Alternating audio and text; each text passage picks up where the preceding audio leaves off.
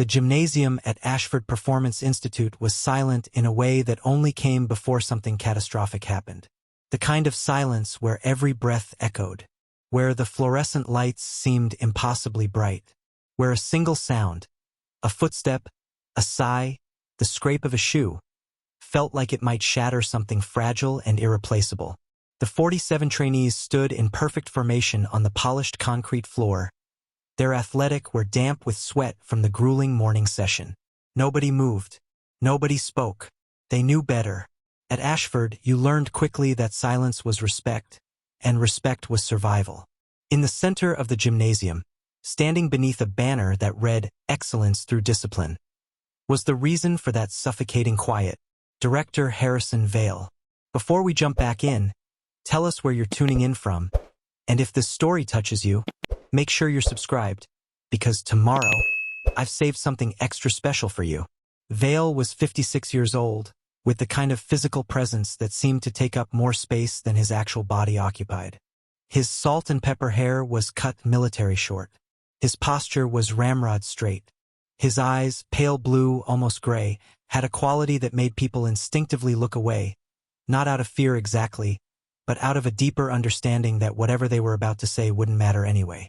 He'd been running Ashford Performance Institute for the past 18 years, and in that time, he'd built it into the most prestigious executive training and leadership development facility on the East Coast. CEOs came here, politicians came here, military officers came here, people with everything to prove came here, and people left different, harder, colder, more calculating. Some said better. Harrison Vale said that was the point. He wore charcoal gray slacks and a fitted black long-sleeve shirt with the Ashford crest embroidered over the left chest. No jewelry, no watch, nothing unnecessary. The philosophy was simple. Distraction was weakness. Comfort was the enemy of growth. And Harrison Vale had built an entire institution around making sure his participants understood that. On this Tuesday morning in November, 14 days into the month-long Executive Resilience Program, the most demanding training cycle Ashford offered, Vale was in a particular mood. The trainees had sensed it from the moment he'd entered the gymnasium at 6 a.m. There was something different about his energy today, something sharper, more dangerous. One of the trainees, a woman in her early 30s, felt it more intensely than the others. Her name was Dr. Natasha Reeves. She stood near the back of the formation, third row, sixth position, not by choice, but because that's where she'd been placed on day one of the program, and at Ashford you didn't request position changes. You accepted your position. You learned something from it. You moved forward. Natasha was 32 years old. She had a PhD in organizational psychology from Northwestern University. She'd published 4 peer-reviewed papers on leadership development and decision-making under stress. She'd built a consulting practice that worked with Fortune 500 companies, advising them on executive development strategies. She made 6 figures annually. She had credentials, accomplishments, and a reputation that preceded her into rooms. And yet, here at Ashford, none of that mattered. On day one, Vale had made that brutally clear. He'd gone through the roster of 47 trainees, reading their accomplishments with a sort of amused detachment. When he got to Natasha's name, he'd paused. He'd looked up from the paper. He'd actually smiled. Not a warm smile, but the kind of smile a predator might give when it recognizes another predator in its territory. "Dr. Reeves," he'd said, "organizational psychologist. You study how people think, how they decide, how they respond to pressure. How fascinating. I wonder if you've ever studied yourself under actual pressure. Real pressure. Not the kind you read about in journals. The kind that breaks people." Then he'd moved on to the next name. But Natasha remembered that moment. She remembered the smile. She remembered understanding, in that instant, that Harrison Vale had just decided something about her. He'd marked her as different from the other trainees. Whether that was an advantage or a liability, she still didn't know.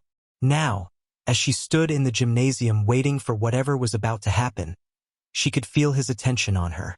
Not all the time, but frequently enough that she'd started to notice a pattern. He called on her during exercises. He critiqued her performance with particular intensity. He seemed to be testing something. measuring something, waiting for something. The other trainees had noticed too. She could see it in the occasional sideways glance, the subtle shift in body language when she was called to the front of the room. There was a consensus forming.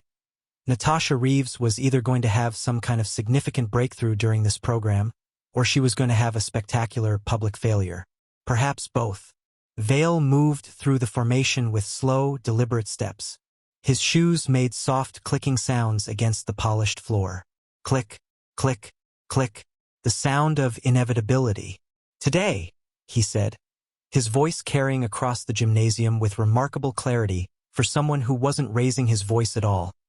We're going to talk about commitment, about what it actually means to be committed to something. Not intellectually, not philosophically, physically, viscerally. Real commitment.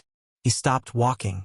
He was standing near the center of the formation now, roughly 20 feet from where Natasha stood. Most people, Vale continued, confuse comfort with security.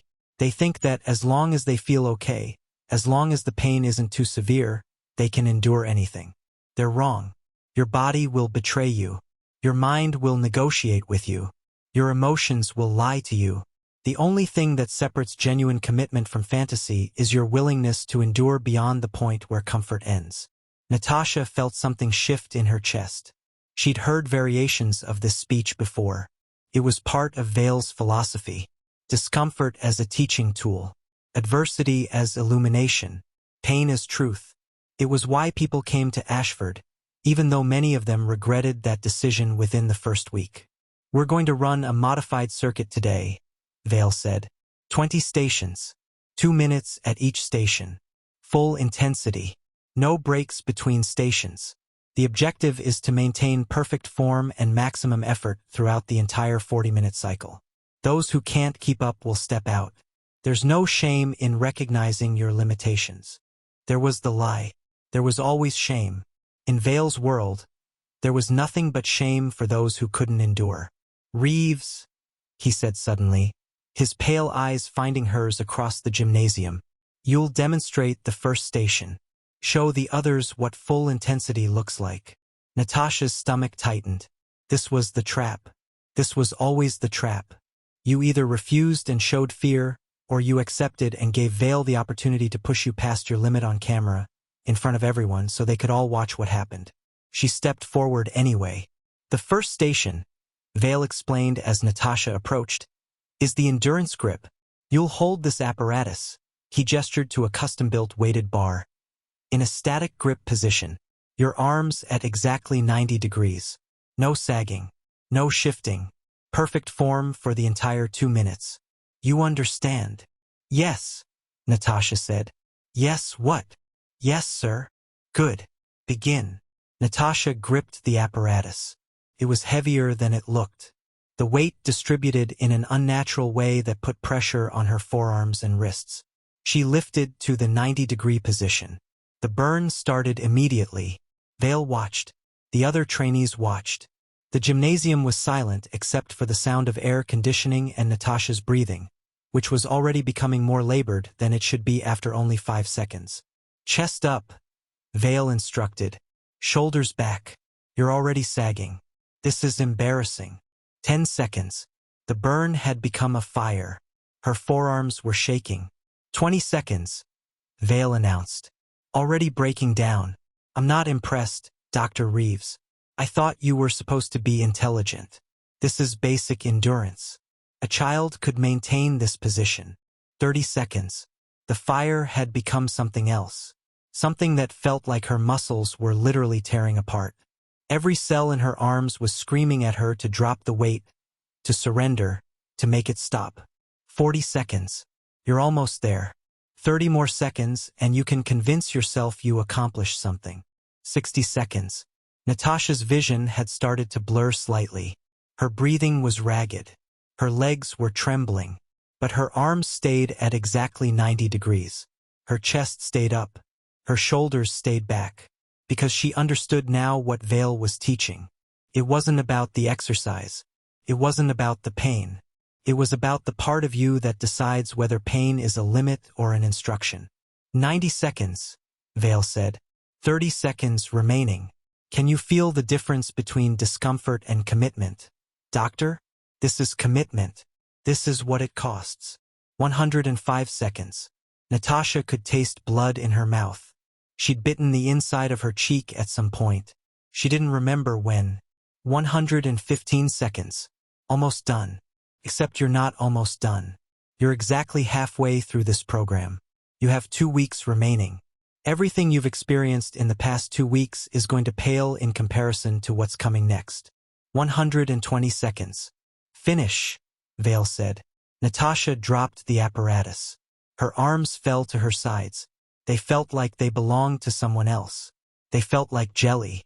They felt like they might never work properly again.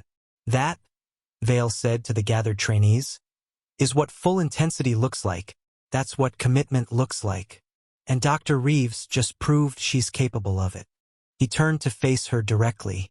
Which means, he said, his pale eyes locked onto hers, the next 2 weeks are going to be designed specifically to test whether she can do it again, and again, and again, until either she breaks or she transcends.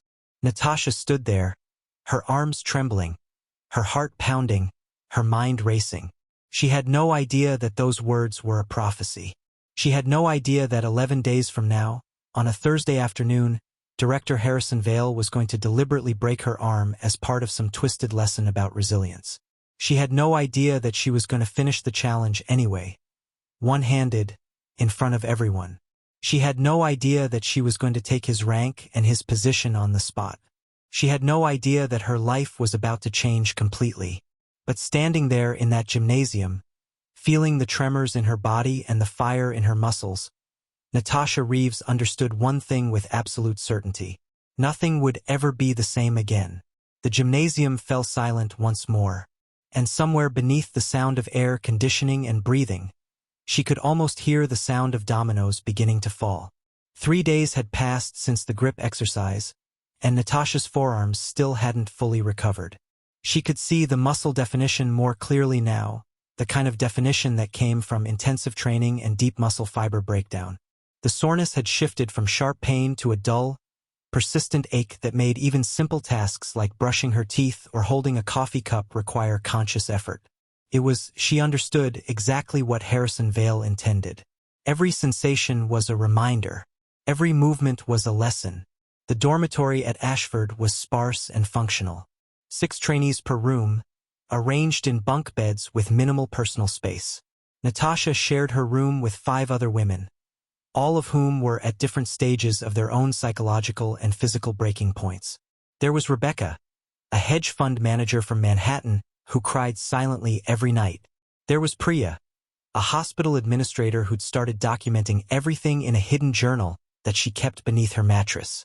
There was Lily, a venture capitalist who'd already attempted to leave twice and been convinced by Vale to stay.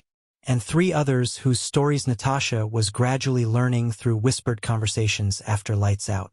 On the 3rd evening, as Natasha lay in her bunk listening to the sounds of the dormitory, the creaking of beds, the muffled sobs, the occasional padding of feet to the bathroom, she noticed something odd. Pattern.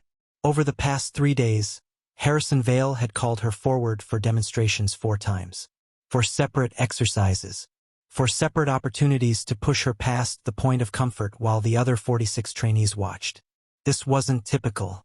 The program was designed to rotate the focus, to ensure no single trainee became the center of attention for too long. That was basic group psychology. Sustained focus on one individual created resentment from the group, created allies, created the possibility of cohesion against the authority figure. Vale knew this. He'd probably written papers about it. Which meant he was doing it deliberately. Which meant he had a reason. The next morning, Natasha came down to breakfast. A bland affair of oatmeal, boiled eggs, and black coffee, all served in exactly the same portions to all 47 trainees, and found a handwritten note on her plate. It was a single sentence in bold, angular handwriting. Reeves, Conference Room C. 1,400 hours. Alone. Natasha's stomach tightened. Private meetings with Vale weren't part of the standard program structure. Private meetings meant something was different. Something was changing. Either she was going to be asked to leave, expelled from the program for some violation she wasn't aware of or something else entirely. She had 8 hours to think about it. The morning training was brutal. Vale had designed a new circuit that incorporated rotational movements with heavy resistance training. It was designed to create instability, to force the body into positions where muscular failure happened quickly and dramatically. Natasha made it through 16 of the 20 stations before her lower back gave out during a loaded carry exercise. She felt something in her lumbar region shift in a way that made her breath catch. Not broken, not seriously injured, but damaged, fatigued, depleted. She stepped out of the circuit. The other trainees continued. Nobody made eye contact. Nobody acknowledged her failure. That was the rule. You failed silently and you removed yourself silently and you didn't expect sympathy. By the time 1,400 hours arrived, Natasha had spent most of the afternoon questioning everything. She'd reviewed her performance over the past 3 days. She'd mentally cataloged every exercise, every moment where she might have violated protocol or failed to meet Vale's standards. She couldn't find a specific reason for being called into a private meeting, which meant the reason was something she couldn't see, something structural, something about her rather than her performance. Conference Room C was on the 3rd floor of the administration building, a section of Ashford that trainees rarely accessed. The hallways were quieter here, more professional, less like a training ground and more like an actual corporate environment. The door to Conference Room C was unmarked. Natasha knocked. Enter. Vale's voice came from inside. The conference room was sparse.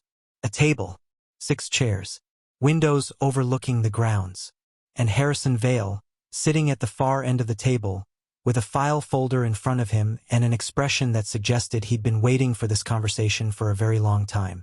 Close the door, he said. Natasha did. Sit, he said. She sat in the chair closest to her, maintaining distance from Vale. You've been wondering why I've been using you as the demonstration trainee, Vale said. It wasn't a question. He was stating a fact. He already knew her answer, which meant this wasn't a conversation where her input mattered. This was a performance, a revelation. Yes, sir, Natasha said anyway. Do you know what I noticed about you on day 1? Natasha didn't answer. She understood that this was a rhetorical question too. I noticed that you don't actually believe in anything, Vale said, opening the file folder. Your credentials are impressive. Your accomplishments are real.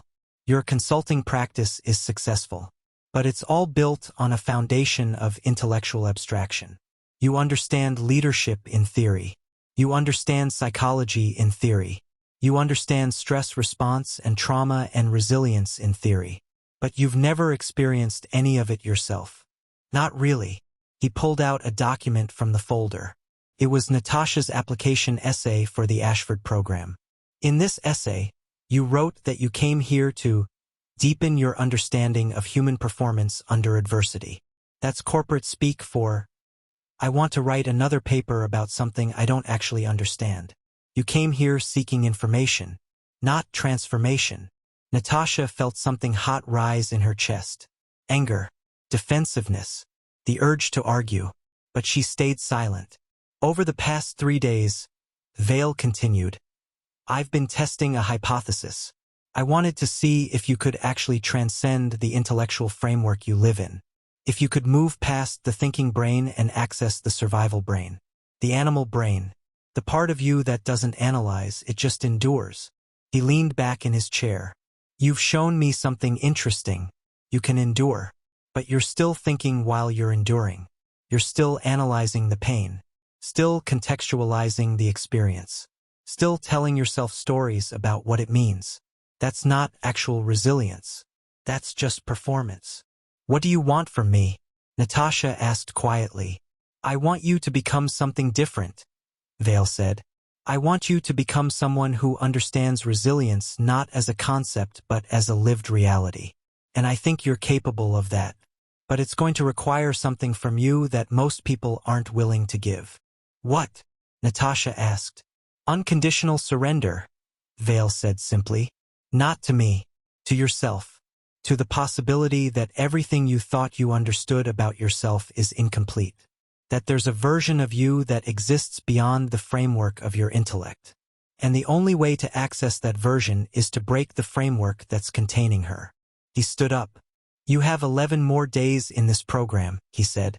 In those 11 days, I'm going to demonstrate the difference between thinking and being, between theory and practice, between who you are and who you could become. It's going to be the hardest thing you've ever experienced. And when it's over, you're going to understand why I brought you here. And if I want to leave? Natasha asked. Vale smiled that predatory smile again. You won't, he said, because deep down you already know I'm right. You already know that your entire life has been built on intellectual frameworks that don't translate into actual human experience. And some part of you came here specifically hoping that I could break those frameworks for you, destroy them, so you could finally understand what it actually feels like to be alive. He gestured toward the door. We resume training at 1800 hours. Be ready. Natasha stood and walked toward the door. As her hand reached the handle, Vale spoke again. Oh, and Dr. Reeves? The 4 demonstrations over the past 3 days? That was just the beginning. The real tests start tomorrow. She left the room without responding. But as she walked back down the hallway toward the dormitory, something had shifted in her understanding. Vale wasn't trying to humiliate her. He wasn't trying to break her in a destructive way. He was deliberately constructing a path toward something, a transformation, a crucible designed specifically to shatter the intellectual framework she'd built her entire life upon. She should have been terrified. Instead, she found herself wondering if he was right. That night, she didn't sleep. She lay in her bunk and thought about everything Vale had said, about the difference between knowing something intellectually and knowing it experientially, about the gap between understanding resilience as a concept and becoming resilient as a lived reality. And she realized, with a clarity that was almost frightening, that she'd come to Ashford precisely because she knew that gap existed. She'd come here hoping someone could help her close it. She hadn't expected it would require her to be broken first. But as she lay there in the darkness, listening to the sounds of the other trainees sleeping, she made a decision. She would surrender. Not completely, but enough. She would let Harrison Vale take her to whatever breaking point he was constructing. She would see what lay on the other side of it. And she would learn the truth about herself, whatever that truth might be. She had 11 days. Something told her it would change everything. The next morning arrived with a sense of inevitability that hung over the dormitory like a gathering storm. Natasha woke at 0500 hours, as she did every morning, and lay in her bunk for exactly 5 minutes before rising. This had become her ritual. 5 minutes of stillness. 5 minutes of preparation. 5 minutes where she could gather her thoughts before the demands of the day began. Rebecca, the hedge fund manager, was already awake in the bunk above. Natasha could hear her breathing, shallow, anxious. The breathing of someone who was running on empty reserves. They didn't speak. Nobody spoke in the dormitory. Communication before training hours violated protocol, and protocol violations resulted in extended fitness sessions designed to burn out whatever energy you had left. The breakfast room was the same as it had been every morning. The same bland oatmeal, the same boiled eggs, the same black coffee served in the same white ceramic cups. The other trainees moved through the space like automatons, their eyes unfocused, their energy depleted. 2 weeks into the month-long program, the initial cohesion had fractured. What remained was individual struggle, isolated endurance, people trying to survive next to each other rather than with each other. Natasha sat at her assigned seat, 3rd table, 7th chair, and ate mechanically. She wasn't really tasting the food. Her mind was elsewhere, running through scenarios, analyzing possibilities, trying to predict what Vale had planned for the day. At 0630 hours, the trainees were assembled in the gymnasium. This was unusual. Normally, training didn't begin until 0700. The early assembly meant something was different. Something was planned. Harrison Vale stood at the center of the gymnasium, and he wasn't alone. Next to him stood a man Natasha had never seen before. He was younger than Vale, probably late 40s, with the kind of physical presence that suggested military or law enforcement background. His posture was identical to Vale's. His eyes had that same quality of calculated assessment. He wore charcoal pants and a black shirt, matching Vale's uniform exactly. "This," Vale announced to the assembled trainees, "is James Underwood. He's been brought in as a guest instructor for the next phase of your training. Mr. Underwood has extensive background in advanced resilience protocols. His methods are unconventional, but they're effective. In the coming days, he'll be working with selected individuals to push them beyond their current performance thresholds." Vale's eyes found Natasha in the crowd. "Some of you will be selected for this advanced training. Some of you won't. Whether you're selected depends entirely on my assessment of your readiness, your willingness, your commitment to genuine transformation." He paused, letting the words settle. "We begin with an obstacle course," Vale continued. 20 obstacles. Maximum time limit, 8 minutes. Those who complete the course within the time limit will move to the next phase of training. Those who don't will return to standard programming. The gymnasium doors opened, and Natasha could see the obstacle course had been set up outside. A complex array of walls, ropes, beams, and resistance challenges laid out across the compound grounds. "Form a queue," Vale instructed. "You'll go one at a time. I'll call your names in random order. When you hear your name, you proceed immediately to the course. Go." The trainees began organizing themselves. Natasha found herself near the middle of the queue. She could see the obstacle course from where she stood, and it was more complex than anything they'd attempted before. There were walls at least 12 feet high, rope climbs, balance beams positioned over what looked like water obstacles, weighted carries. The first trainee was called. A man named David, a corporate executive from Boston. He approached the starting line, received Vale's nod, and began. He made it through the first 8 obstacles in reasonable time, but by the 10th obstacle, a rope climb, his grip began to fail. He struggled upward, slipped, fell, had to start over. The second attempt was slower. By the time he made it to obstacle 15, the clock was ticking toward the 8-minute mark. He didn't finish. Vale simply called the next name. "Priya," he said, the hospital administrator who shared Natasha's dormitory. Priya was faster, stronger. She had a dancer's grace that helped with the balance beams. She made it to obstacle 17 before her legs gave out on a loaded carry. She also didn't finish. One by one, trainees attempted the course. Some made it further than others. Nobody completed it within the 8-minute window. By the time Natasha had been waiting for 30 minutes, only 12 trainees had attempted. The completion rate was 0.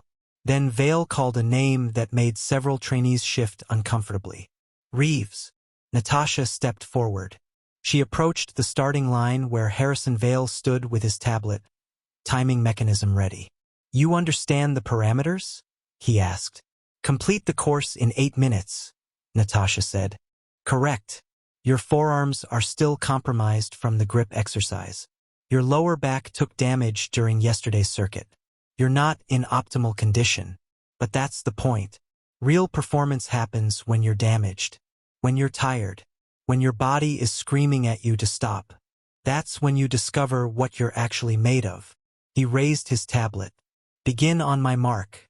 3, 2, 1, go." Natasha sprinted toward the first obstacle, a vertical wall about 8 feet high.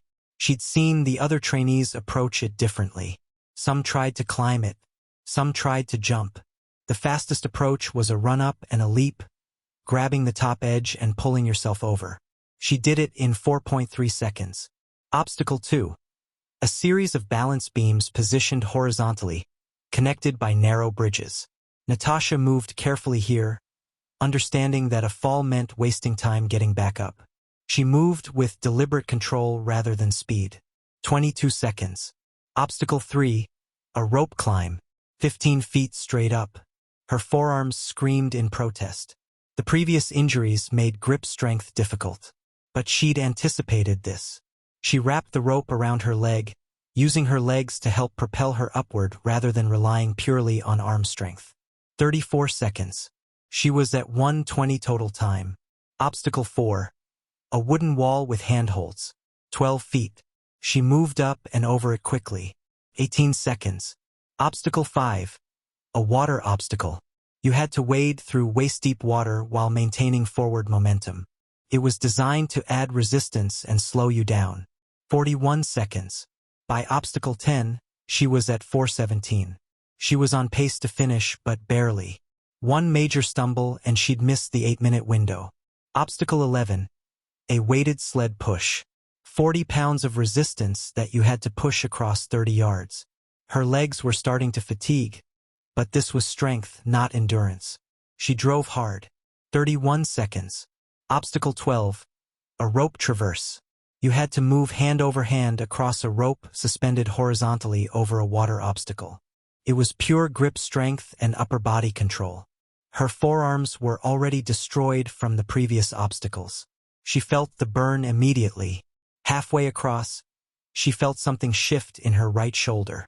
Not pain exactly, but a sensation of instability. Weakness. She pushed through it, got to the other side. 38 seconds. Total time. 5:47. She had about 2 minutes remaining for the final 8 obstacles. Obstacle 13. Another wall, but this one had handholds that forced an awkward climbing angle. She made it over. 19 seconds. Obstacle 14. A farmer's carry. Heavy weights in both hands. You had to carry them across 40 yards without dropping them. Her forearms were approaching critical fatigue. The grip strength required to hold 80 pounds of weight while her forearms were damaged was pushing her toward failure. But she made it across. 45 seconds. Total time. 6:51. 1 minute, 9 seconds remaining. Obstacle 15. A low crawl obstacle. You had to crawl under a series of low barriers while maintaining forward momentum. This was more about cardiovascular endurance than strength. She pushed hard. 22 seconds. Obstacle 16. A cargo net climb. 30 feet up, over the top, 30 feet down the other side. Her arms were no longer responding normally. Her grip was compromised. She started climbing hand over hand, foot over foot, the net swaying beneath her. Halfway up, she felt her grip fail on her right hand. The shoulder weakness was affecting her hand strength. She felt herself slipping. She grabbed the net with her left hand and held on, swinging slightly. For a moment, she hung there, suspended 30 feet above the ground, her right arm unable to grip, her left arm holding all her weight. She could hear Vale watching. She could hear the other trainees watching. She could see the clock ticking toward the 8-minute mark.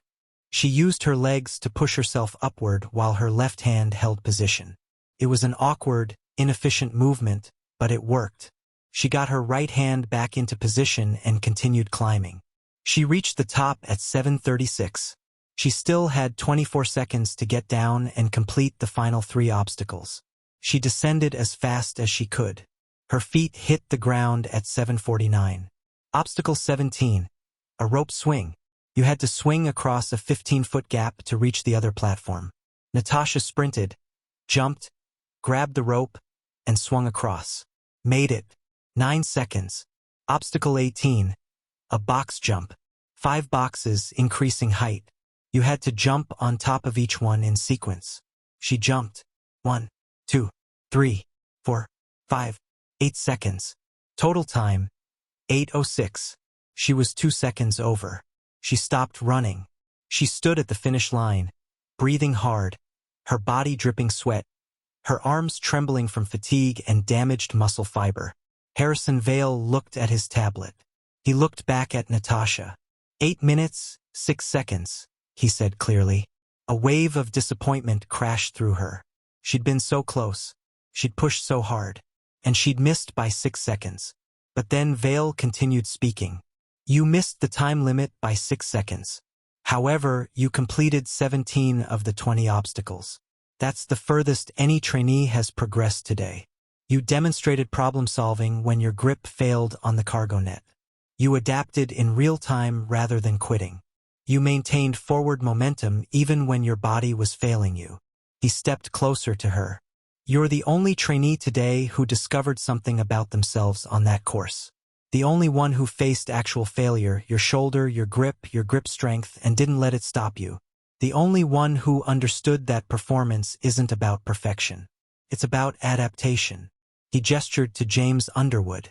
Mr. Underwood will be working with you, starting today.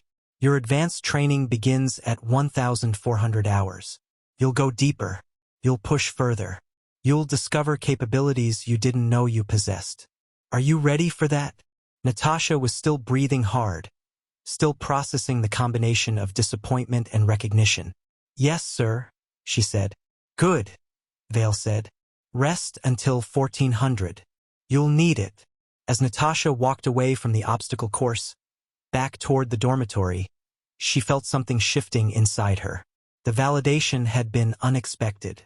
The private advanced training with Underwood was something she'd been both anticipating and dreading. She didn't know it yet, but she was walking toward the moment that would define this entire program. She didn't know it yet, but everything that happened over the next 3 days would lead directly to the breaking point. The confrontation was coming, and it would change everything. She had 7 days until the moment where Harrison Vale would cross a line that nobody at Ashford had ever crossed before. 7 days until the private training with James Underwood would escalate from psychological challenge into something physical and irreversible. 7 days until she would make a choice that would either destroy her or transform her completely. She showered in the dormitory facilities, the hot water running over her shoulders and arms, washing away the sweat and exertion. Rebecca was in the next stall, crying silently under the spray of water. Nobody acknowledged it. Nobody offered comfort. That was the culture of Ashford. You suffered alone. You endured alone.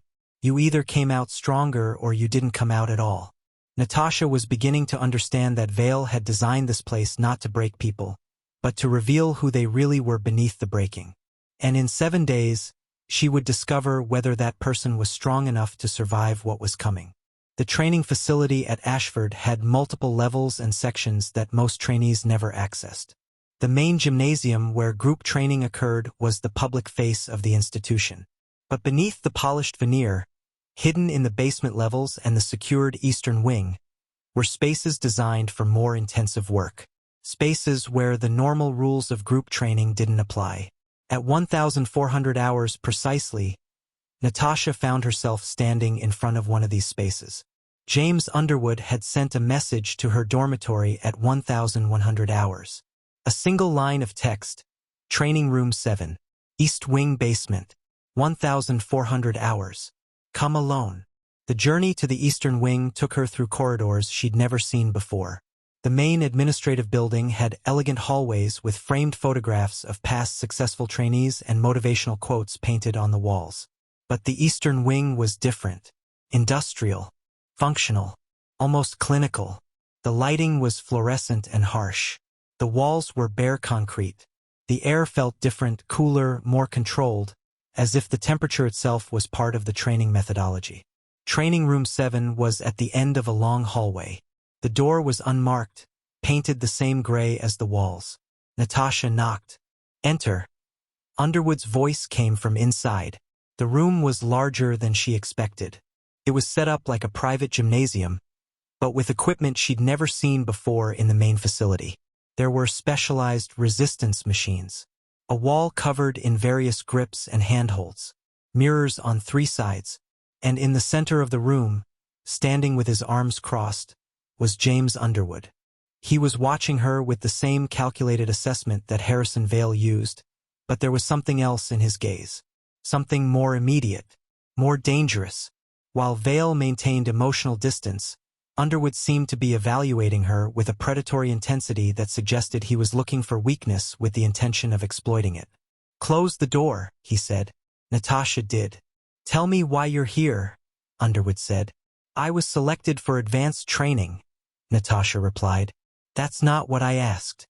Tell me why you're really here, at Ashford, in this program. What brought you? Natasha considered the question carefully. She'd been asked variations of this throughout the program, but something about the way Underwood was asking felt different. This wasn't a rhetorical exercise. He genuinely wanted to know the answer. I came because I needed to understand something about myself that I couldn't understand through intellectual study, Natasha said. I came because I recognized a gap between my theoretical knowledge and my lived experience. And I came because I thought Director Vale could help me close that gap. Underwood nodded slowly. And has he? Not yet, Natasha said. Do you think he will? I don't know. Underwood walked closer to her. He moved with the kind of deliberate precision that suggested extensive martial arts training or military background. The problem with people like you, he said, is that you spend so much time thinking about transformation that you never actually experience it. You're always one step removed from reality, analyzing it rather than living it. Director Vale has been trying to break that pattern, to force you into situations where your thinking brain can't keep up with your survival brain. And it's been working, hasn't it? I'm beginning to understand the difference, Natasha said. Beginning, Underwood repeated. That's the operative word. You're at the beginning. You haven't actually experienced true transformation yet. That's where I come in. Over the next week, we're going to accelerate your progress. We're going to take you to places you haven't been. We're going to show you capabilities you didn't know you had. And we're going to do it by removing the safety nets. He gestured toward the equipment in the room. The training you've been doing in the gymnasium has had built-in limits. You can rest between exercises. You have time to recover. The environment is controlled. The challenges are structured. That's fine for building initial resilience. But it doesn't create lasting transformation. Lasting transformation requires pushing past the point where you think you can continue. It requires going into the space where your mind is telling you to stop, your body is screaming at you to stop, and you continue anyway because some deeper part of you knows you're capable of more. He walked back to the center of the room. We're going to start with something simple. I want to understand your physical baseline, your actual maximum. Not the maximum you think you have, but the real one. We're going to run a series of tests. Strength tests, endurance tests, movement efficiency tests. And we're not going to stop until we find the point where your body actually fails, not the point where your mind tells you to quit. Over the next 3 hours, Natasha was put through a battery of assessments. Underwood had her perform explosive movements, sustained holds, dynamic carries, rotational exercises. Each assessment was carefully documented. He recorded her times, her form, her breakdown patterns. The shoulder weakness from the obstacle course became more apparent. When performing overhead movements, her right arm lost stability. Underwood noted this carefully. He had her perform the same movement repeatedly, analyzing exactly where the weakness manifested and why. Your rotator cuff is compromised, he said finally. The cargo net climb yesterday aggravated something. Maybe a previous injury, maybe poor positioning. But it's affecting your performance across multiple movement patterns. He looked at her directly. That's going to be important for what's coming next, he said. By the time the assessment ended, Natasha was exhausted. Her forearms were shaking. Her legs were weak. Her shoulder was throbbing with a dull, persistent pain. Same time tomorrow, Underwood said. We'll begin the actual training now that I understand your limitations. Over the next 4 days, the private training sessions with Underwood became increasingly intense. He was designing a program specifically targeted at her weaknesses. The shoulder instability, the compromised grip strength, the mental tendency to overthink rather than react. Each session lasted longer than the previous one. 2 hours, then 3, then 4. By the 4th day, Natasha was spending more time in training room 7 than she was in the main group sessions. The other trainees noticed her absence. She could see it in their faces during the brief moments she was in the dormitory. There was something between curiosity and resentment.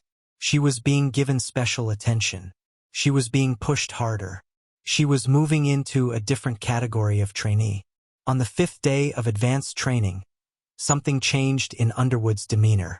He seemed less interested in assessment and more interested in something else. Something specific. During one of the grip strength exercises, a complex movement that required her to maintain multiple grip positions while performing a rotational movement, he gave her an instruction that hadn't been part of any previous session. Hold that position, he said when she reached the most difficult part of the movement. Natasha held it. Her forearms were burning. The fatigue was approaching the point where her grip would fail. Tell me when you think you're going to lose it, Underwood said. 10 seconds, she managed. 5 more seconds, he replied. I need you to hold it for 5 more seconds. She did. By second 15, her forearms were screaming. By second 20, she could feel the grip slipping. Now release, Underwood said. She released. Her hands dropped. The weight fell to the floor. That's the point, Underwood said. That's where transformation begins. That's where you stop thinking and start surviving. That's the threshold we need to cross. He walked closer to her, his expression unreadable.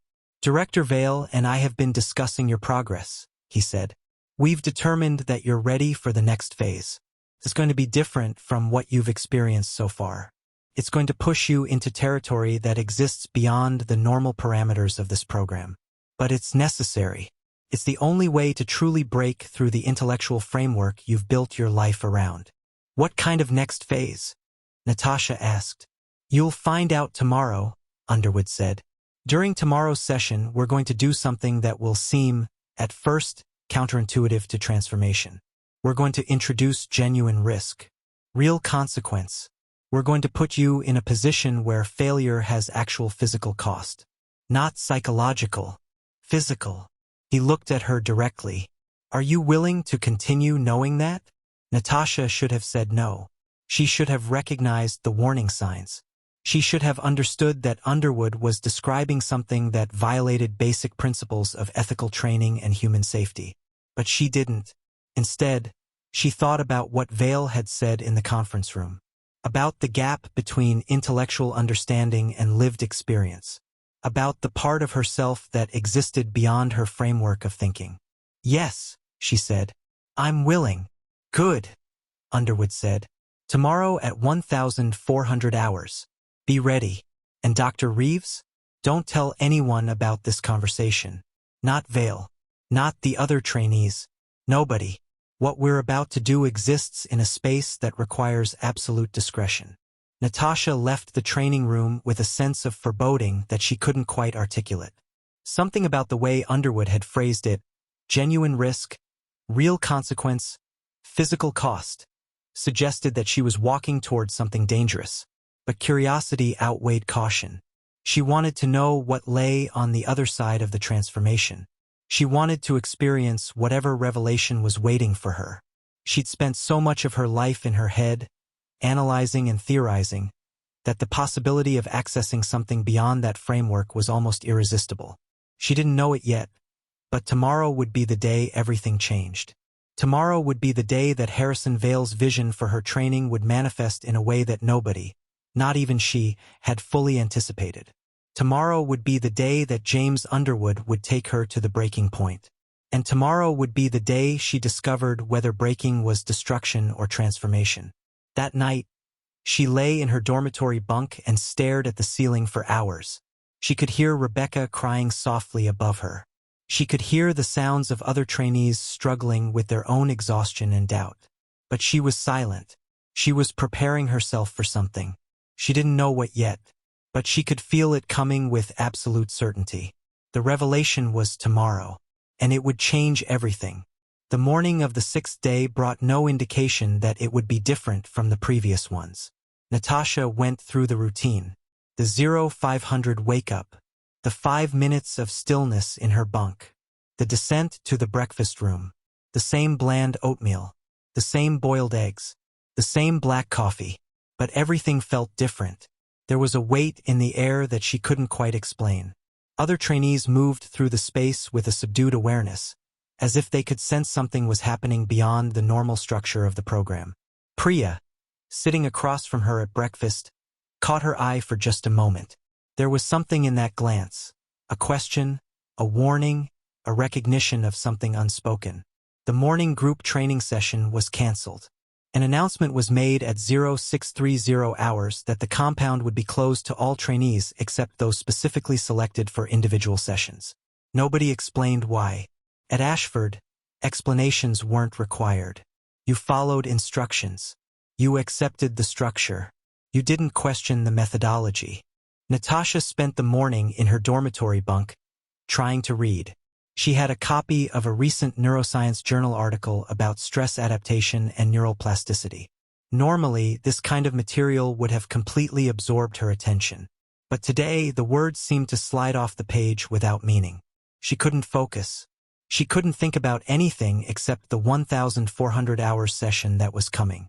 By 1,300 hours, she was back in the Eastern Wing hallway, walking toward Training Room 7. James Underwood was waiting, but he wasn't alone. Harrison Vale was there as well, standing near the wall with his arms crossed. His pale eyes watching her with an intensity that suggested he'd been expecting her.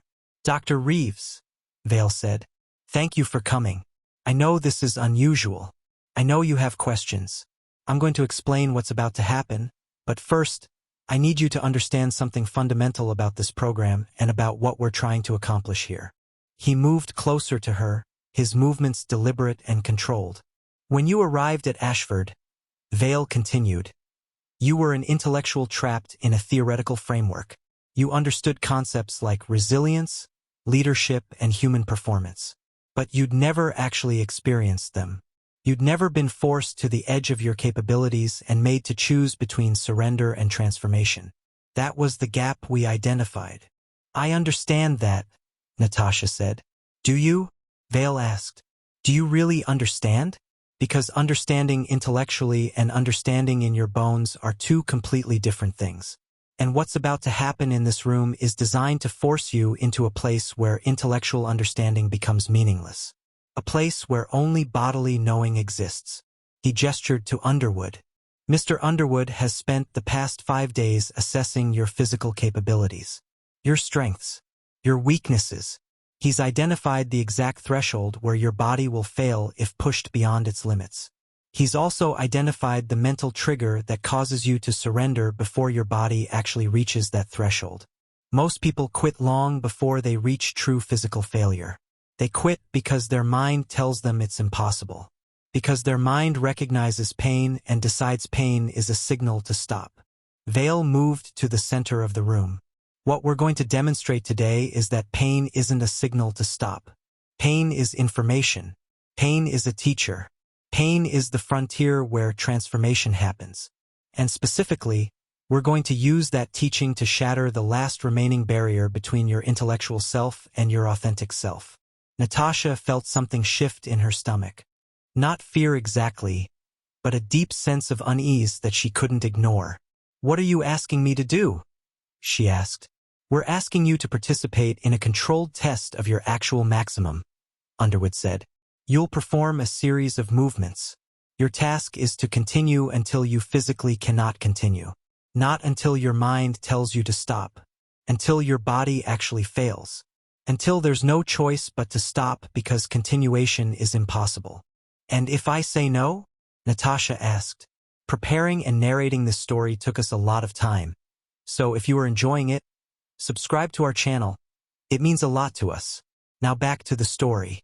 "Then you're expelled from the program," Vale said flatly. "You leave Ashford today. You don't get to see what lies on the other side of the transformation. You don't get to experience the full integration of intellectual knowledge and bodily knowing. You don't get the answer to the question that brought you here in the first place." He paused, letting the weight of that settle. "But I don't think you're going to say no, because you didn't come here to quit at the crucial moment. You came here specifically for this moment. You came here for the possibility of actual transformation." He was right. Natasha knew he was right.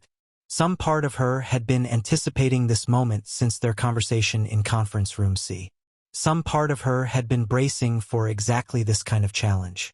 "I'm ready," she said. "Good," Underwood said. "Strip down to your athletic wear. We're going to begin." Natasha removed her outer layers and stood in her compression shirt and shorts. Underwood had her step onto a piece of equipment that resembled a combination of a pull-up bar and a resistance machine. It had multiple grip positions and a complex pulley system. "This is a specialized apparatus we use for testing maximum grip and pulling strength," Underwood explained. You're going to hold a series of grip positions. Each position will be held for a specific duration. Each subsequent position will require more grip strength because we're going to increase the load. You continue until you cannot maintain the grip position. When your grip fails and you can no longer hold on, we're done. Do you understand? I understand, Natasha said. One more thing, Vale said from the side of the room. Because this is a maximum effort test, we're going to document your performance. There are cameras in this room. We're recording everything. Your effort, your breakdown, your moment of surrender. This is part of the transformation process. You need to see yourself at the frontier. You need to witness the moment where your intellectual self dies and your authentic self is born. Begin position 1, Underwood instructed. Grip strength test. Standard double hand grip. Moderate load. 2 minutes sustained hold. Start when I say 3, 2, 1, go. Natasha gripped the apparatus. The weight was substantial but manageable. The first minute passed easily. Her forearms were fatigued from the previous days of training, but the load wasn't pushing her toward failure. 90 seconds, Underwood called out. The burn was beginning to increase, but it was still within the realm of discomfort rather than crisis. 120 seconds. Release. She released. Her forearms were tired but not damaged. Position 2, Underwood said. Increased load. Same duration. 3, 2, 1, go. This time, the weight was noticeably heavier. Within 30 seconds, her forearms were burning. By 60 seconds, the sensation had shifted from burn to genuine pain. Her grip was starting to feel unstable. 90 seconds, Underwood called. Every second was an eternity. Her hands were shaking. The load felt like it was getting heavier, though she understood intellectually that the load was staying the same and her strength was declining. 120 seconds. Release. She released. Her hands were throbbing. She could feel her pulse in her fingertips. Position 3, Underwood said. Maximum load. 2-minute hold. This is where it starts to get interesting. 3, 2, 1, go. The weight was enormous.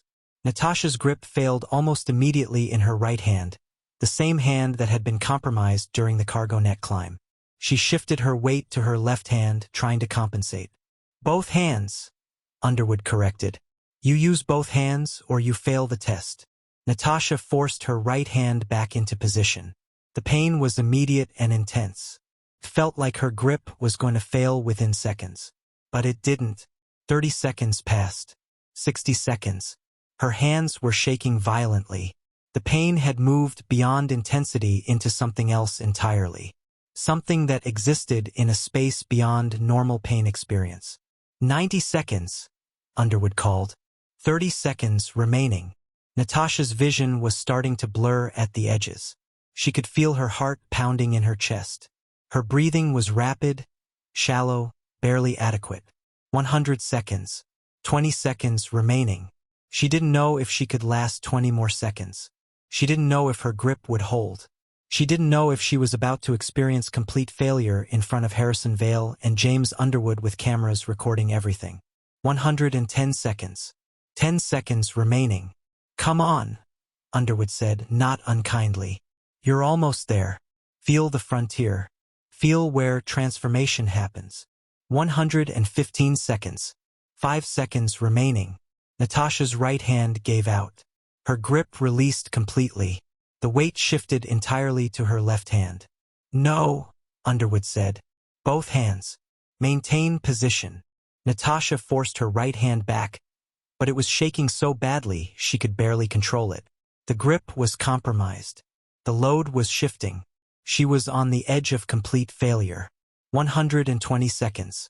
Release. She let go. Her hands fell to her sides. They were completely numb. She couldn't feel her fingers. The pain was so intense that it had moved into an almost abstract space where it no longer felt like pain. It felt like something else entirely.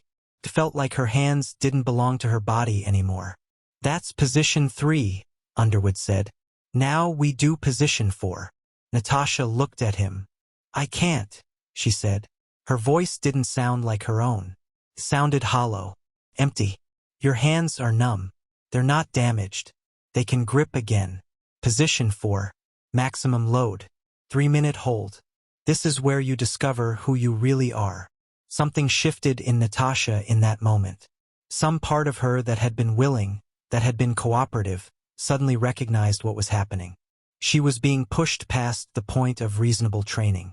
She was being pushed into territory that violated basic safety protocols.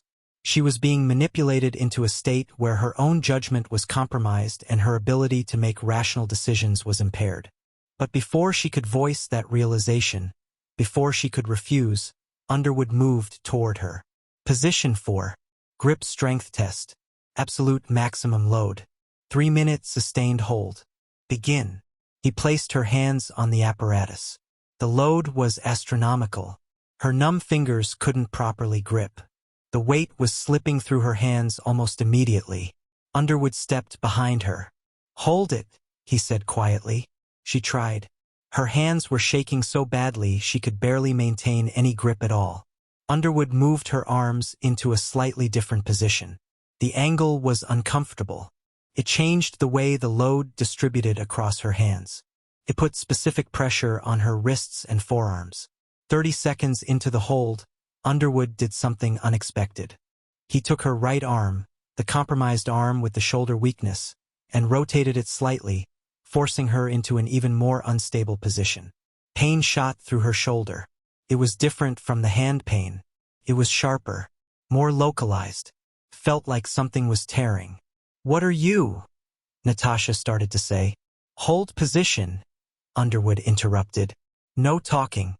Just hold." She held. The pain in her shoulder was building.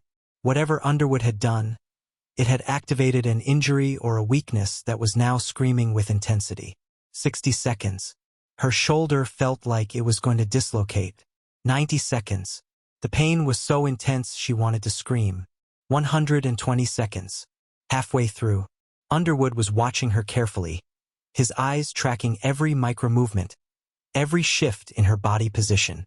150 seconds. The pain was building toward something catastrophic. Natasha could feel that she was approaching a point of actual structural failure. Not just muscular fatigue, actual tissue damage. 180 seconds. 3 minutes were up, but Underwood hadn't told her to release. 30 more seconds, he said. "You're stronger than you think you are." But she wasn't. She could feel the limit approaching. She could feel her shoulder joint reaching the edge of what it could withstand. 210 seconds. 30 seconds remaining. The pain had moved beyond intensity into something that existed in a space beyond normal experience. Something that was pure, concentrated, absolute. 230 seconds. "Release," Underwood said. She released. Her right arm fell to her side, and in that moment, she felt something shift in her shoulder. Not a complete tear, but something, a micro-injury, a damage that would have consequences. Natasha staggered backward. Underwood caught her arm to steady her. "That," he said quietly, "is the frontier. That's the place where intellectual understanding dies and authentic knowing is born." But as he said those words, Natasha realized something else entirely. This wasn't teaching. This wasn't transformation. This was abuse. James Underwood had deliberately pushed her into a space where her body was being damaged, where the pain was no longer information or teaching, where she was being hurt for no purpose except to prove that she could endure being hurt.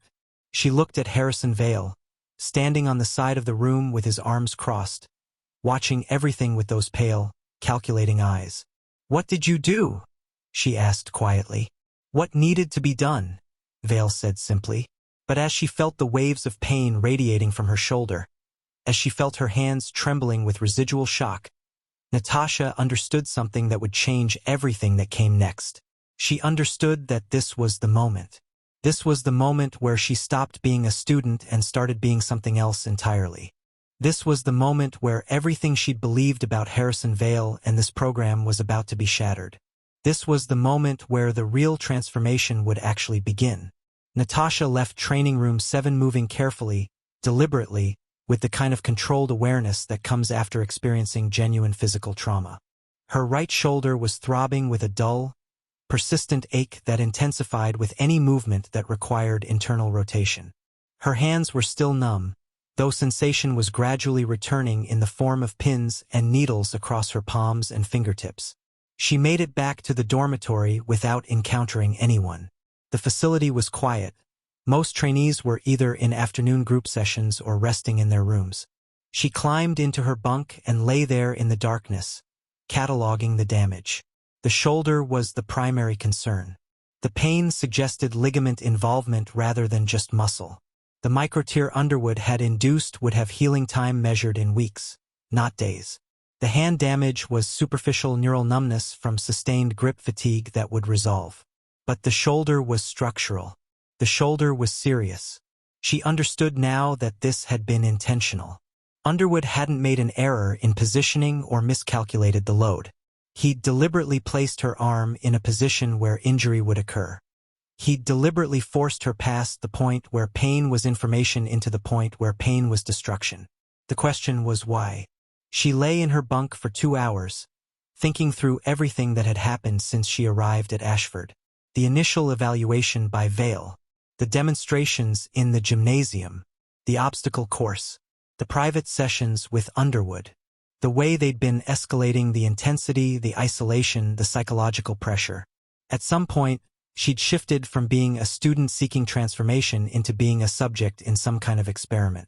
An experiment where the objective was no longer growth but something else. Something that involved deliberate injury.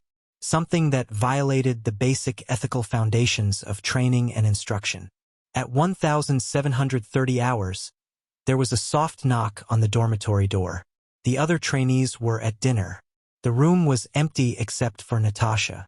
"Come in," she said quietly. The door opened. It was Priya, the hospital administrator, looking around to ensure they were alone before stepping inside and closing the door behind her. "You need to leave," Priya said without preamble. "You need to get out of Ashford tonight, before something worse happens." Natasha sat up slowly, her shoulder protesting the movement. "How do you know what happened?" Natasha asked. "Because the same thing happened to me," Priya said, sitting on the edge of Natasha's bunk. 3 weeks ago, during my advanced training with Underwood. He had me doing a movement series with maximum load. He repositioned my arm deliberately to create injury. I felt my shoulder go. I felt something tear. And when I told him to stop, he said it was part of the transformation. He said the injury was teaching me something essential about myself. Natasha stared at her. "Why didn't you report it?" Natasha asked. "To who?" Priya said bitterly. "Vale runs this facility. He's the director. He's the founder. The corporate board that oversees this place includes politicians, business leaders, and retired military officers. Everyone who would be involved in investigating a complaint either has a vested interest in keeping Vale's reputation intact or they've been through his training and believe his philosophy about suffering being necessary for growth." She leaned closer, lowering her voice even though they were alone. "And there's something else. After my injury, I tried to leave. I told Vale I was done with the program. I said I wanted my money back and I wanted to go home. You know what happened? He told me that leaving would be viewed as quitting. He said that quitting would define my entire life. He said that every person I worked with, every client I served, would be able to sense that I was someone who couldn't finish what I started. He said that my professional reputation would be permanently damaged if I left." "That's manipulation," Natasha said. "Exactly," Priya said. "But it's effective manipulation. It's designed to make you question whether leaving is even possible. Whether the damage to your reputation from quitting would be worse than the physical damage from staying. It's psychological warfare disguised as transformation." She stood up and moved to the door, checking the hallway.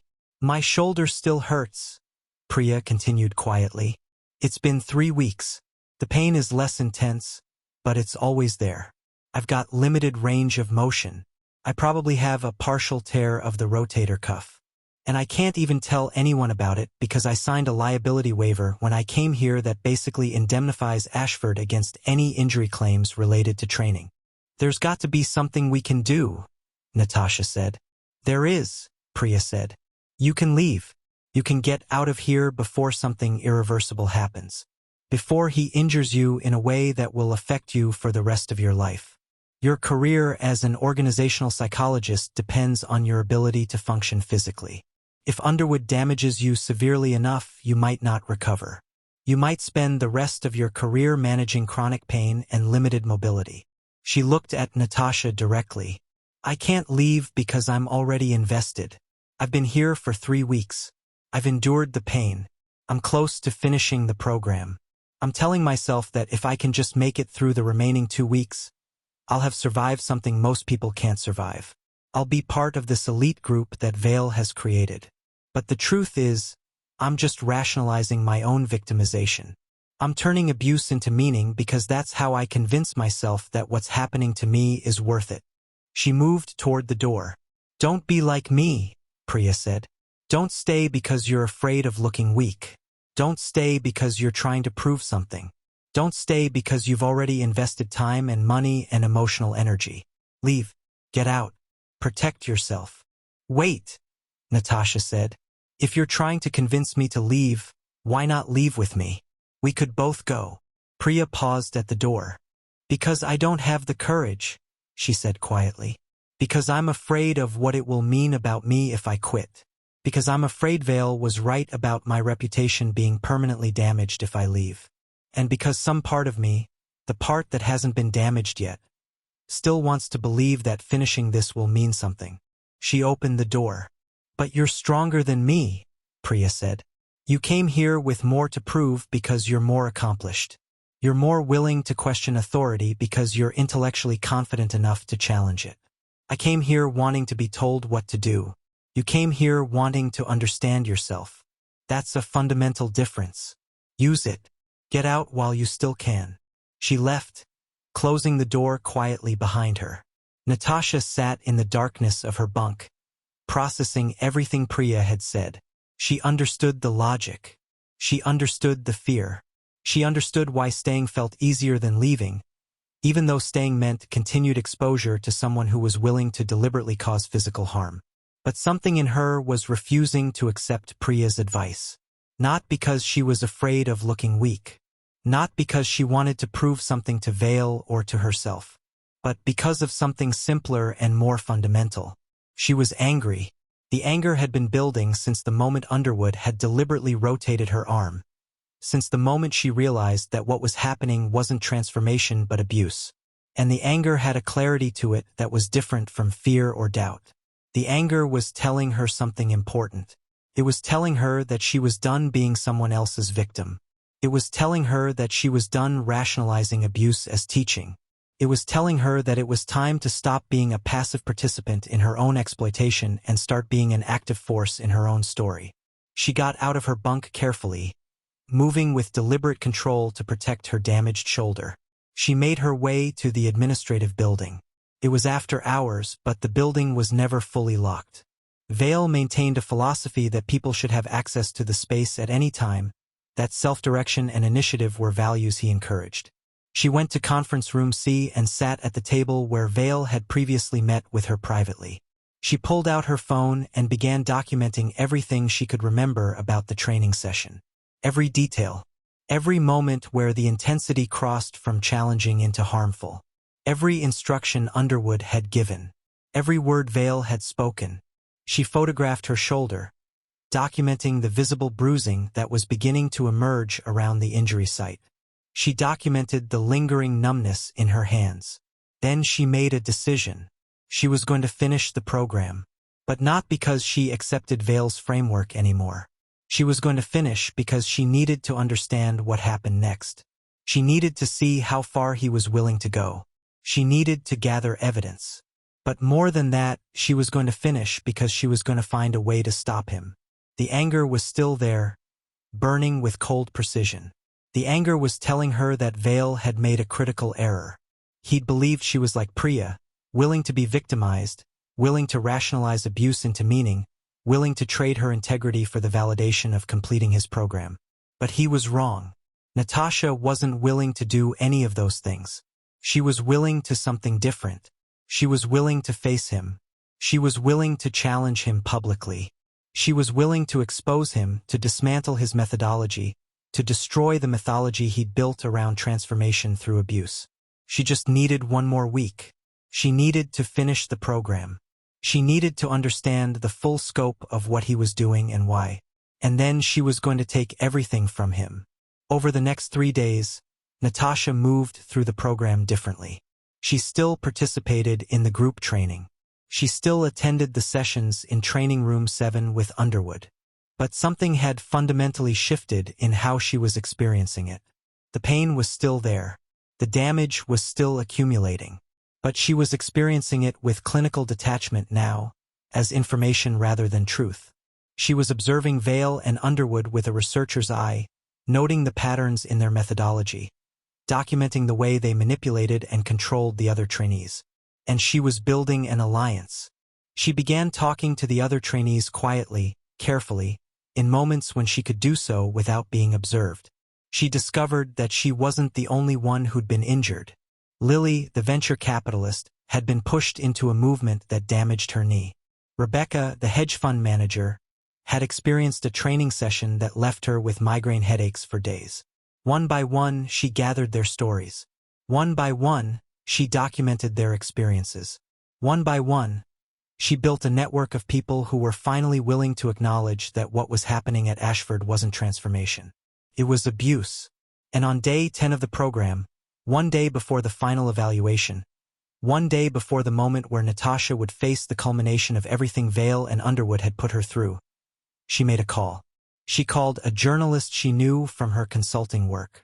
A woman named Laura Chun who'd built a reputation investigating institutional corruption and abuse in organizations that claimed to be focused on personal development.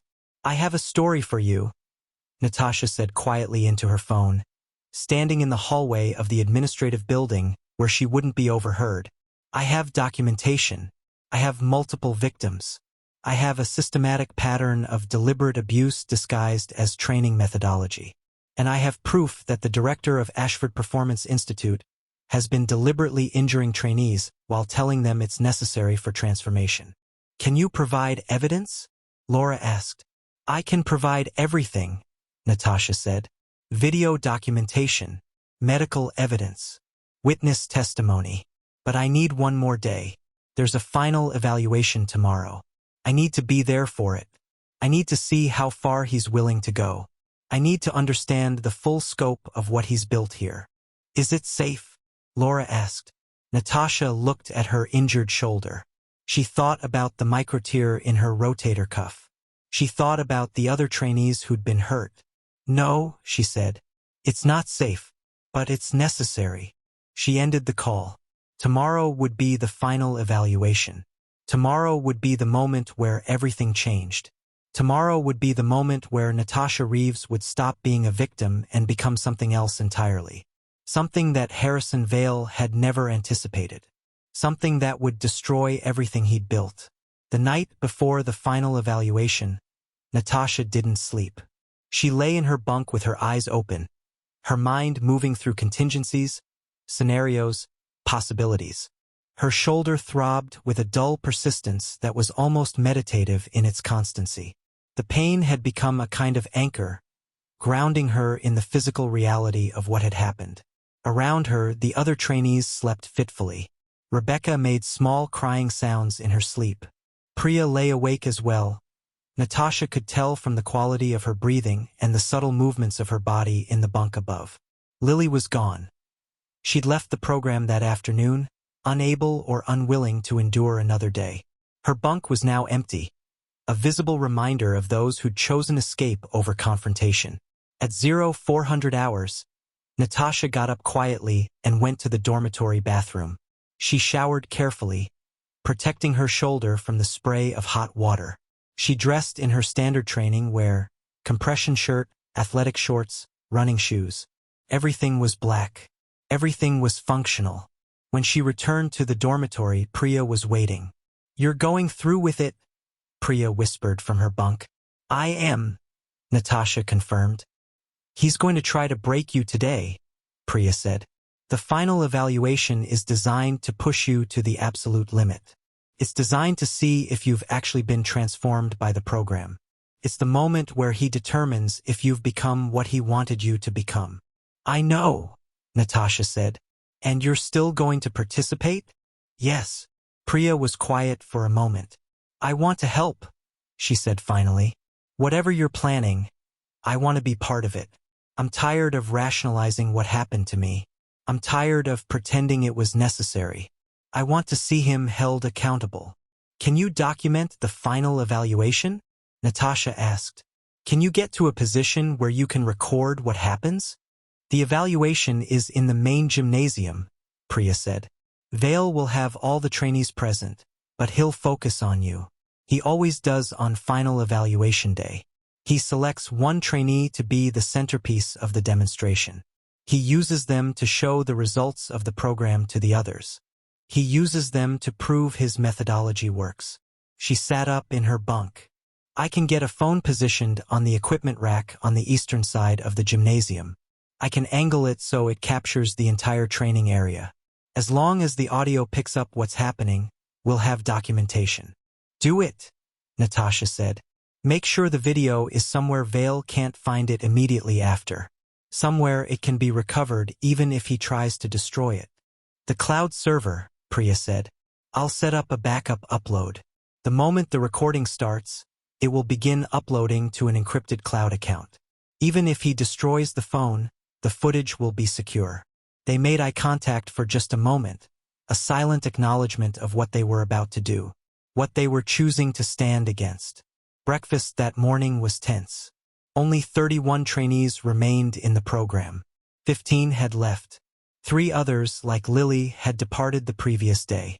The remaining trainees moved through the breakfast room with the kind of hollow exhaustion that comes from prolonged stress and accumulated damage. Natasha could see it in their eyes. The question of whether they would make it through the final evaluation. The question of what the evaluation would require. The question of whether transformation was actually worth the cost. At 0630 hours, an announcement was made. All remaining trainees report to the main gymnasium at 0900 hours for final evaluation. This is mandatory. Absence will result in immediate expulsion from the program. Natasha spent the next 2.5 hours in a state of deliberate calm. She reviewed the documentation she'd gathered. She mentally rehearsed the conversation she was going to have with Vale afterward. She centered herself through breathing techniques that she'd learned during her PhD research on stress management. At 0845 hours, she noticed something unusual. There were vehicles arriving at Ashford that she hadn't seen before. Black SUVs, the kind of vehicles that suggested government or corporate security. She watched from her dormitory window as several men in dark suits exited the vehicles and entered the administration building. Something was happening. Something beyond the final evaluation. She found Priya in the hallway. Did you see the vehicles? Natasha asked quietly. Yes, Priya said. Her voice was tense. I think Vale invited observers. Corporate board members, maybe. People who want to see the results of the program in action. He does that sometimes on final evaluation day. He brings in people who have invested in his methodology. People who want to see proof that it works. That complicates things, Natasha said. Or it makes it better, Priya said. If there are outside observers, Vale might be more cautious. He might not push as hard if there are people watching who aren't completely indoctrinated into his philosophy. But Natasha wasn't sure. She had a sense that Vale was aware of something, that he'd somehow picked up on the change in Natasha's energy, the shift in her allegiance. She had a sense that today's evaluation was going to be different from previous ones.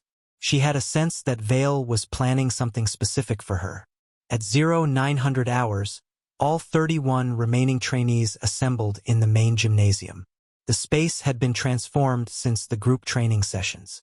The standard equipment had been cleared away. What remained was a series of specialized stations, variations of the apparatus they'd been using in the private training sessions. There were grip stations, pulling stations, carrying stations, balance stations. Standing at the center of the gymnasium was Harrison Vale. And beside him, looking more predatory than Natasha had ever seen him, was James Underwood. Also present, Standing near the back of the gymnasium were 5 men in dark suits.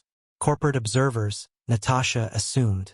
People who'd invested in Vale's methodology and wanted to see evidence of its effectiveness. One of them was taking notes on a tablet. Another was recording video on a professional camera. Natasha's pulse quickened. The documentation was important, but having external observers added a layer of complexity. It meant witnesses. It meant people who could testify about what they'd seen. It meant potential protection or potential danger. Trainees, Vale announced, his voice carrying across the gymnasium with practiced precision. You have completed 4 weeks of intensive training at Ashford Performance Institute. You have been pushed beyond your previous understanding of your own capabilities. You have been forced to confront the gap between who you thought you were and who you actually are. He paused, letting the words settle. Today, we conduct final evaluation. Today, we demonstrate the results of this program. Today, we show what is possible when intellectual framework is shattered and authentic self emerges.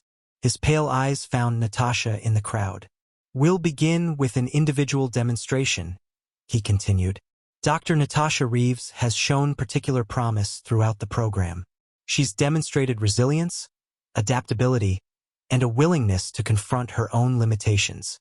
Today, she's going to show all of you what's possible when you surrender completely to the transformation process. He gestured for Natasha to approach. Natasha moved to the center of the gymnasium, hyper-aware of every eye in the room. The other trainees were watching. The corporate observers were watching. The cameras were recording. And Priya, somewhere on the eastern side of the gymnasium, was positioning a phone to record everything that was about to happen. You're going to demonstrate the maximum endurance circuit, Vale explained. This is the same circuit you've been training on in your private sessions with Mr. Underwood. You'll perform each station for maximum duration. You'll push to absolute failure. You won't stop until your body cannot continue. He paused. Mr. Underwood will be supervising your performance. He'll ensure that you're maintaining proper form and maximum intensity. Any deviation from full commitment will require you to restart the circuit. Underwood stepped forward. He was holding a tablet with detailed information about each station. He was holding the notes from Natasha's previous sessions, the documentation of her maximum capabilities, her pain thresholds, her injury points. Station 1, Underwood announced. Maximum grip strength apparatus. Double hand position. Progressive load. Begin when ready. Natasha approached the apparatus. She gripped it. Underwood began the progressive loading sequence. The first minute was manageable. The second minute brought the familiar burn to her forearms. By the third minute, her hands were shaking. Continue, Underwood said. You're at 60% of your maximum. We're just getting started. Natasha understood what was happening. Underwood was building toward the same breaking point he'd created in the previous session. He was using the same progression, the same intensity, the same targeting of her shoulder weakness. But this time, he was doing it in front of observers, in front of cameras, in front of people who would witness exactly what his transformation methodology actually was. By 5 minutes, the burn had shifted to pain. By 6 minutes, her hands were numb. By 7 minutes, her shoulder was beginning to ache from the positioning required to maintain the grip. Continue, Underwood repeated. You're at 85% of maximum. 5 more minutes. Natasha felt something shift in her understanding. This wasn't just about testing her. This was about proving something to the observers. Vale wanted to demonstrate that his methodology created superhuman capability. That the pain, the injury, the damage was all justified because it produced results. The observers were watching with intense focus. The man with the camera was recording every moment. The man with the tablet was making notes. At 12 minutes, Natasha's right shoulder began to seriously protest. The same shoulder that had been injured in the previous session. The same joint that was already compromised. Continue, Underwood said. I need to stop, Natasha said clearly. My shoulder is in pain that exceeds safe parameters. That's not how this works, Underwood replied. You continue until failure, not until discomfort. until actual failure. Natasha looked at the observers. She looked directly at the camera recording her. "I'm stopping," she said. "This is not safe training. This is deliberate injury." She released the apparatus. The gymnasium went silent. Vale's expression didn't change, but something shifted in the space. A recognition that Natasha had broken protocol, that she'd violated the implicit agreement that everyone in the program had made, to endure without question. "That's disappointing," Vale said quietly. "I thought you were further along in your transformation. I thought you'd moved past the need for safety, past the need for comfort. It appears I was wrong." He turned to the observers. "This is actually a valuable lesson," he continued. "Not everyone is capable of transcending their limitations. Not everyone is willing to do what's necessary to achieve transformation. Dr. Reeves appears to be someone who still values her comfort more than her growth." One of the observers, the one with the camera, lowered his equipment. He whispered something to the man next to him.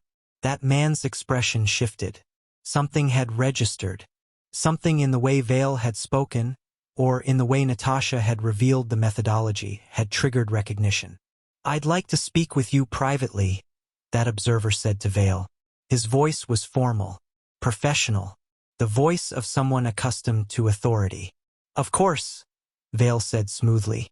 "Perhaps we should move to the observation room." As Vale and the observer walked toward the exit, Vale caught Natasha's eye. And in that moment, she saw something she'd never seen in him before. Fear. He was afraid, not of her specifically, but of the fact that she'd broken protocol in front of witnesses, that she'd publicly stated that what he was doing was deliberate injury, that one of his observers had recognized something wrong in the methodology. He was afraid that his mythology was cracking. As the observers filed out with Vale and Underwood, Priya made her way to Natasha. "Did you get it?" Natasha asked quietly. "Everything," Priya said. "The progression of the grip test. Underwood's instructions to continue despite injury. Your statement that it's deliberate injury.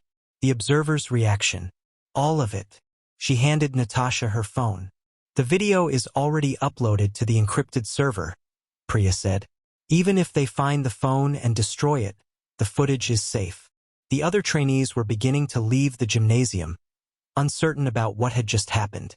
The structure of the final evaluation had been interrupted. The demonstration of Vale's methodology had been derailed.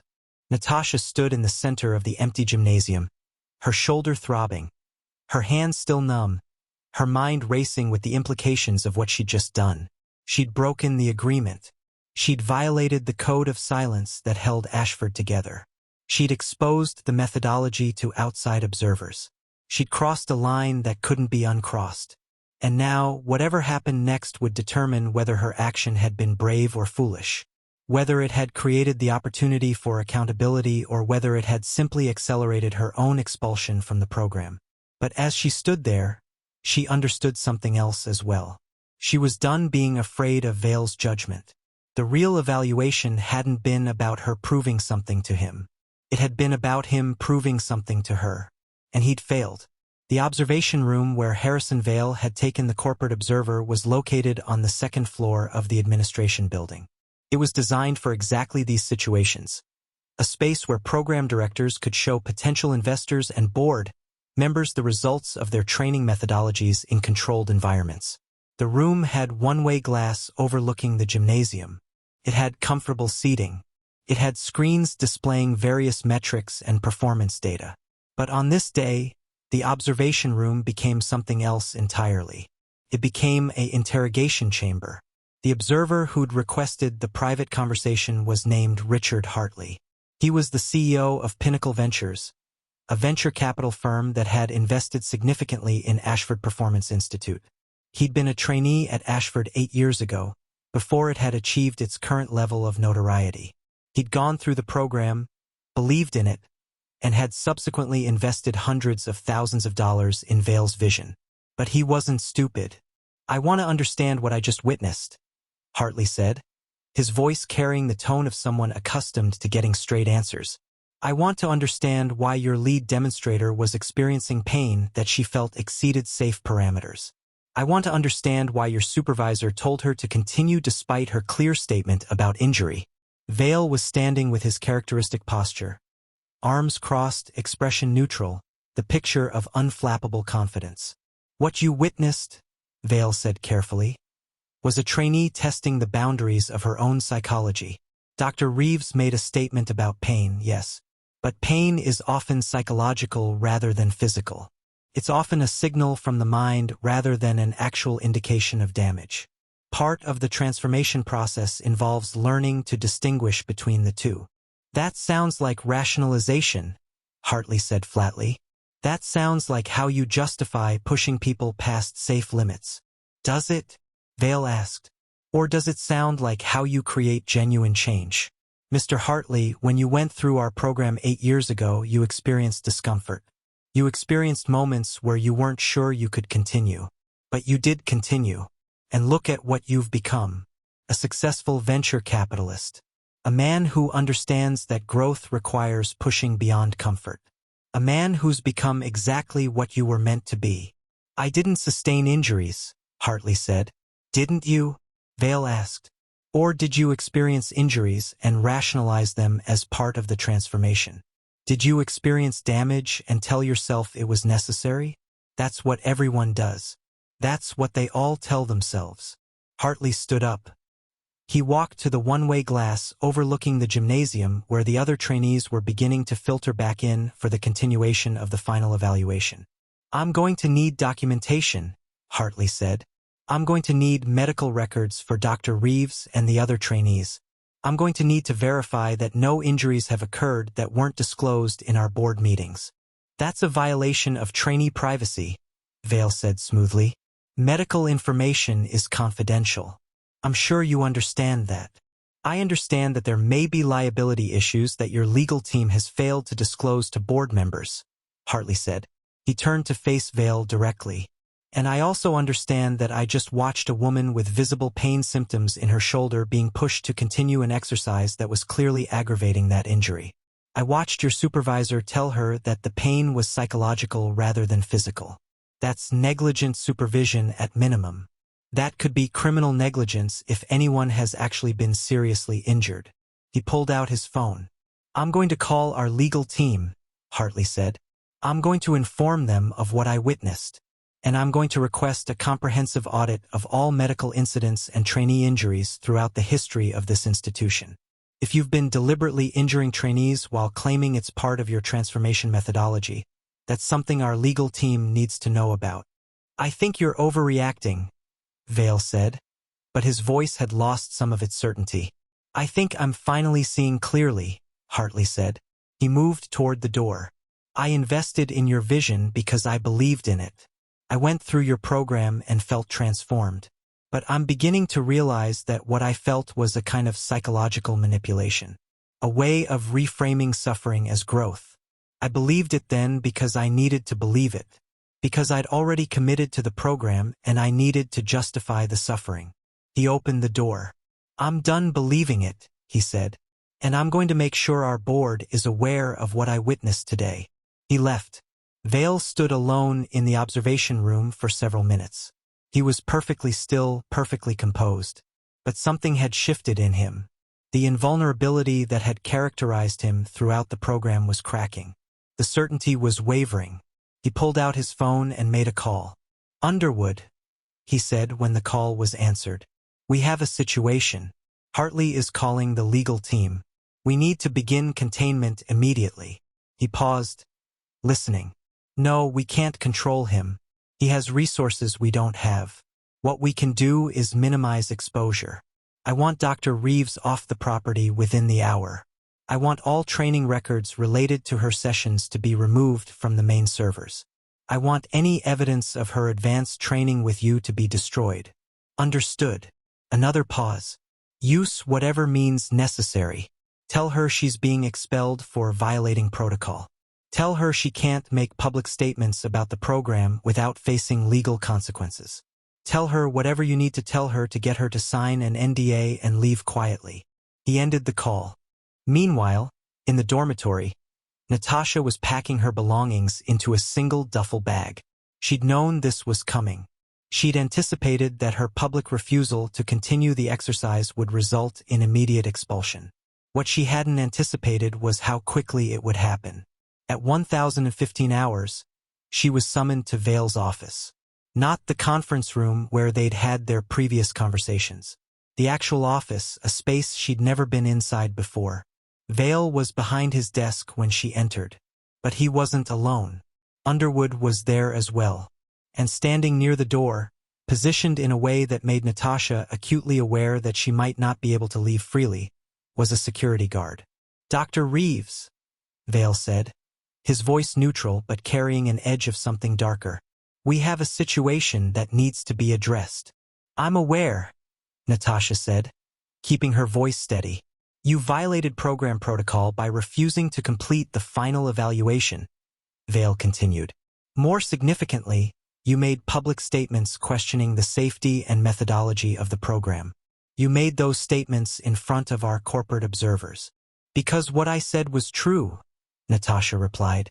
"What you said was an opinion based on incomplete understanding," Vale corrected. "You're a trainee, not a qualified assessment professional. You don't have the credentials to determine what is or isn't safe training methodology." "I have credentials in psychology," Natasha said, "and I have personal experience of deliberate injury." Underwood rotated my shoulder into a compromised position during our session 2 days ago. That wasn't part of a training progression. That was deliberate. Vale opened a drawer in his desk and pulled out a stack of papers.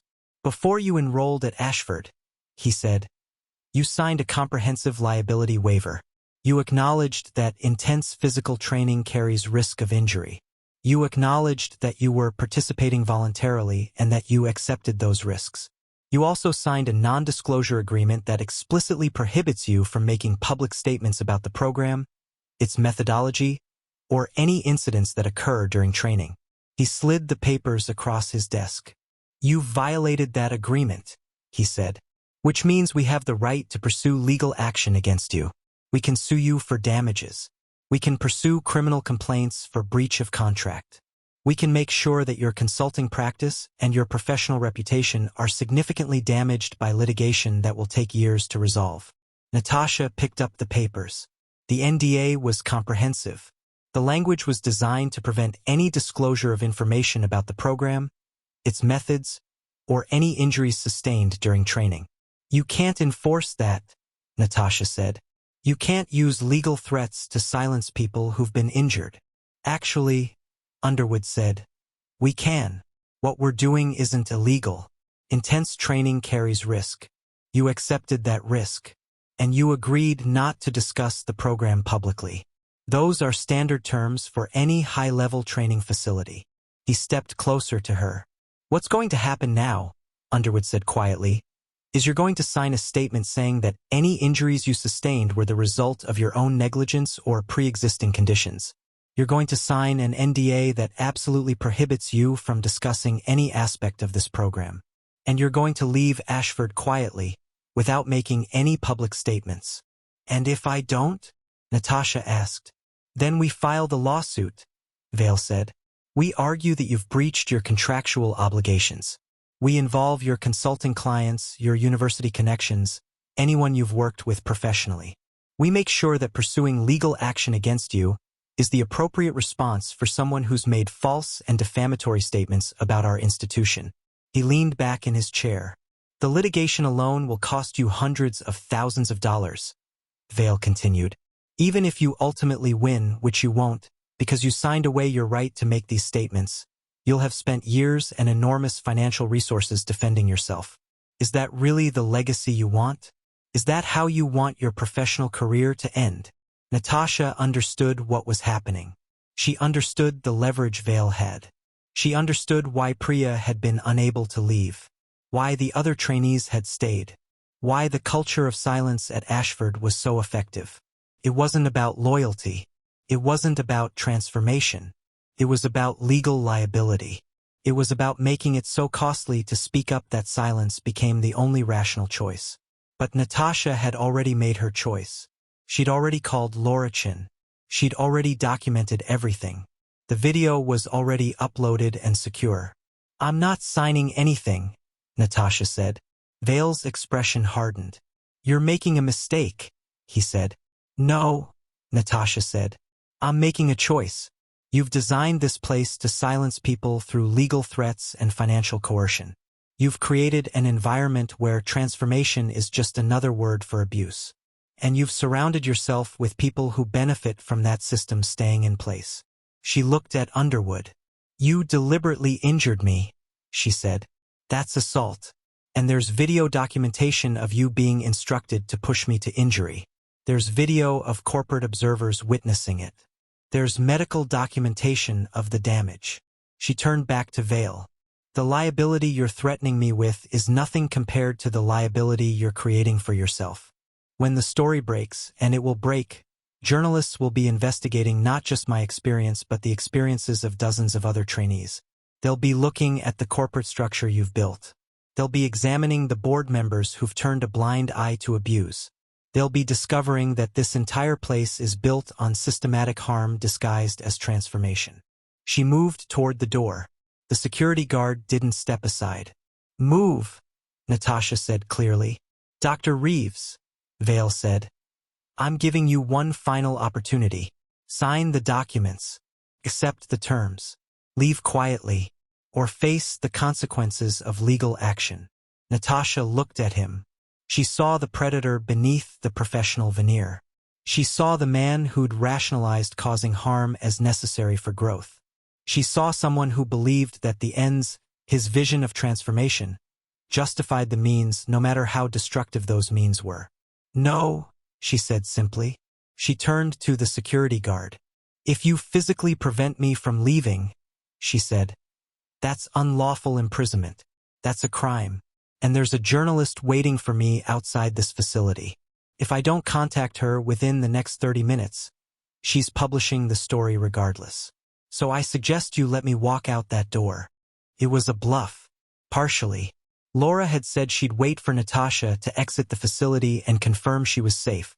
But the underlying threat was real. The journalist was real. The story was real. The security guard looked at Vale. Vale looked back at the guard, and then his shoulders sagged slightly. "Let her go," he said quietly.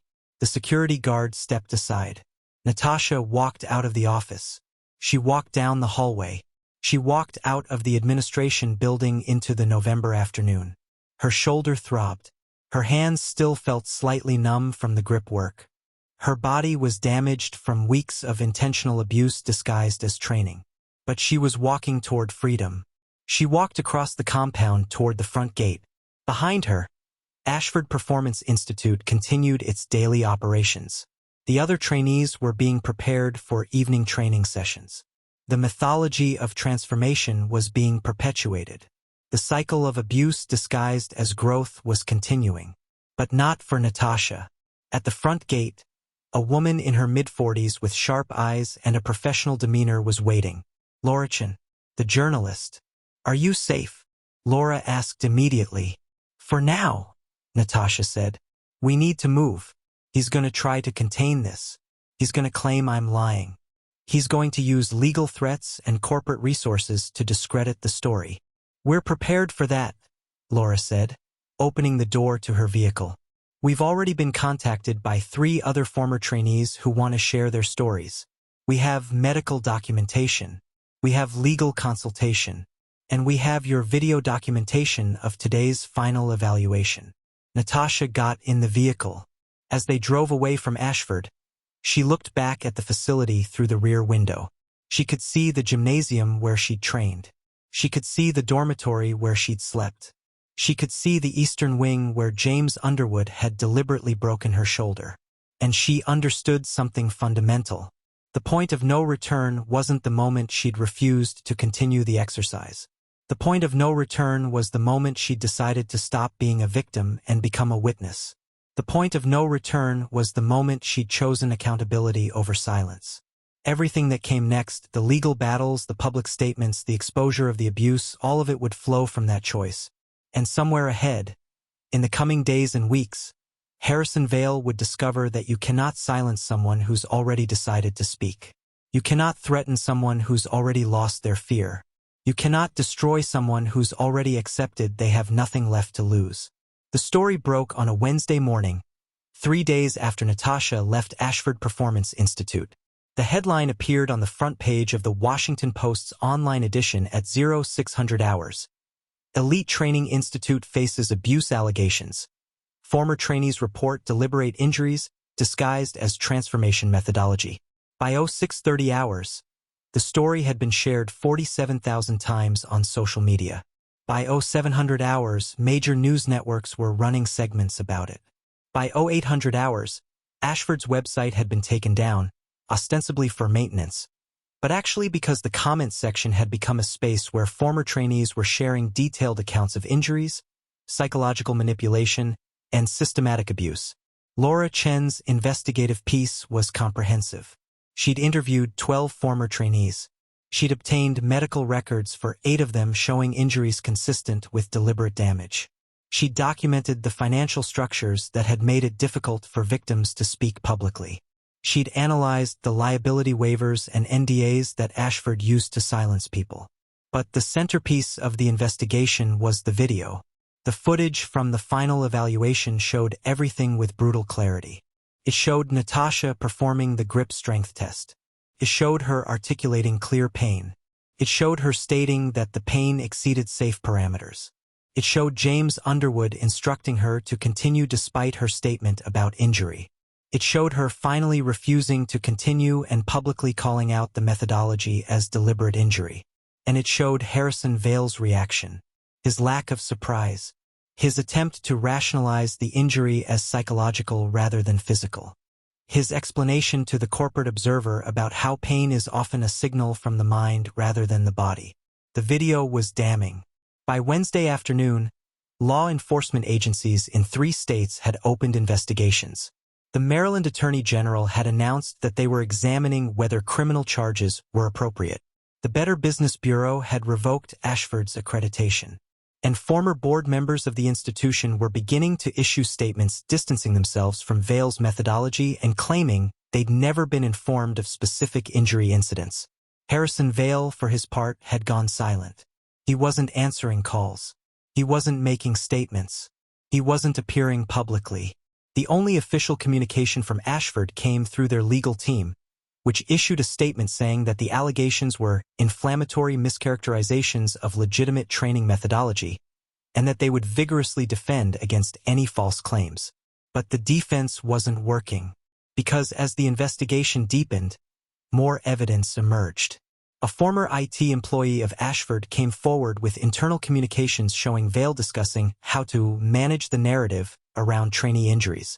Emails showed him instructing Underwood to push the boundaries and identify the breaking point for specific trainees. Messages documented how corporate board members had been misled about the frequency and severity of injuries. A former medical consultant who'd worked with Ashford provided documentation showing that she'd raised concerns about the training methodology years ago, but her concerns had been dismissed and her employment had been terminated after she'd suggested that the program needed significant safety modifications. A clinical psychologist who'd evaluated several former trainees described systematic patterns consistent with trauma-informed abuse. She detailed how the combination of physical damage, psychological manipulation, and financial coercion created conditions where victims became unable to advocate for themselves or report what had happened. The narrative shifted from controversial training methodology to systematic abuse perpetrated by an institution designed to silence victims. By Thursday, 11 other former trainees had come forward publicly.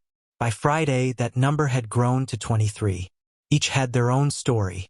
Each had their own injury. Each had their own experience of being pushed past safety limits while being told that suffering was necessary for transformation. The picture that emerged was of an institution that had been methodically harming people while maintaining a veneer of legitimacy through corporate partnerships, high-profile success stories, and sophisticated legal mechanisms designed to prevent exposure. On Friday afternoon, Natasha was in Laura Chen's office when the call came through. It was Richard Hartley, the venture capitalist who'd witnessed the final evaluation. "I'm holding a press conference tomorrow morning," he said without preamble. I'm resigning from the board of Ashford Performance Institute, and I'm going to explain why. I'm going to detail what I witnessed on the day of the final evaluation. I'm going to provide documentation of the financial structures that allowed abuse to continue undetected. And I'm going to publicly apologize to every trainee who was harmed while I remained silent. Why are you doing this? Natasha asked. Because I benefited from the system, Hartley said. I went through the program and I believed in it. And because I believed in it, I ignored evidence of harm to others. I rationalized their suffering as part of the transformation. I told myself that if I'd survived it, others could too. That's complicity. He paused. I also spoke with my legal team about the liability exposure I have as a board member. They made it clear that remaining silent at this point could expose me to legal liability, that I could be sued by former trainees for failing to act on information I had about systematic abuse. So partly this is self-preservation, but partly it's also the right thing to do. And sometimes those things align. Will this help? Natasha asked. Will your testimony help the investigation? It will help establish a pattern, Hartley said. It will help demonstrate that the abuse wasn't an anomaly, it was systemic. It will provide evidence that people in leadership positions knew about injuries and chose not to address them. That's valuable for any prosecution that might emerge from this investigation. He ended the call. That evening, Natasha sat with Laura in her apartment watching the local news coverage of the story. The narrative had evolved again. Now, media outlets were beginning to frame this as a story about institutional corruption, about how organizations that claim to transform people often instead exploit them, about how sophisticated legal mechanisms enable abuse to continue unchecked. There were interviews with former trainees describing their experiences. Rebecca, the hedge fund manager, talked about the migraine headaches that had persisted after her training. Priya described her shoulder injury and how the NDA had prevented her from discussing what happened with medical professionals. Lily talked about her knee injury and how the fear of litigation had kept her silent. One by one, the victims were becoming witnesses. The silence was breaking. The narrative was shifting from defending the institution to examining how it had gotten away with abuse for so long. But the most significant shift came on Saturday morning. James Underwood's attorney released a statement saying that Underwood had decided to cooperate with law enforcement investigations.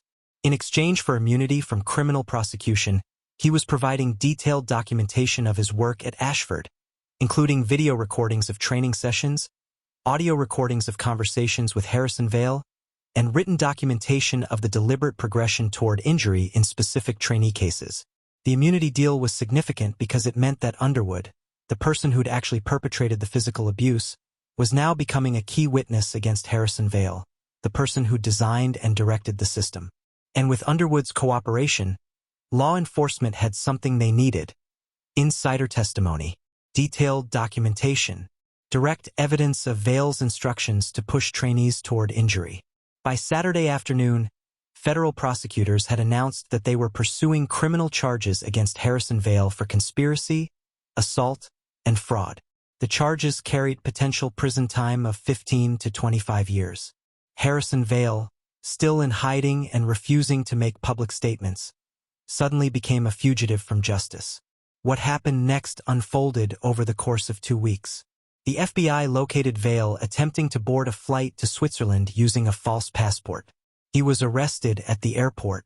His lawyer negotiated bail, arguing that Vale was not a flight risk and that the charges were politically motivated. The judge disagreed.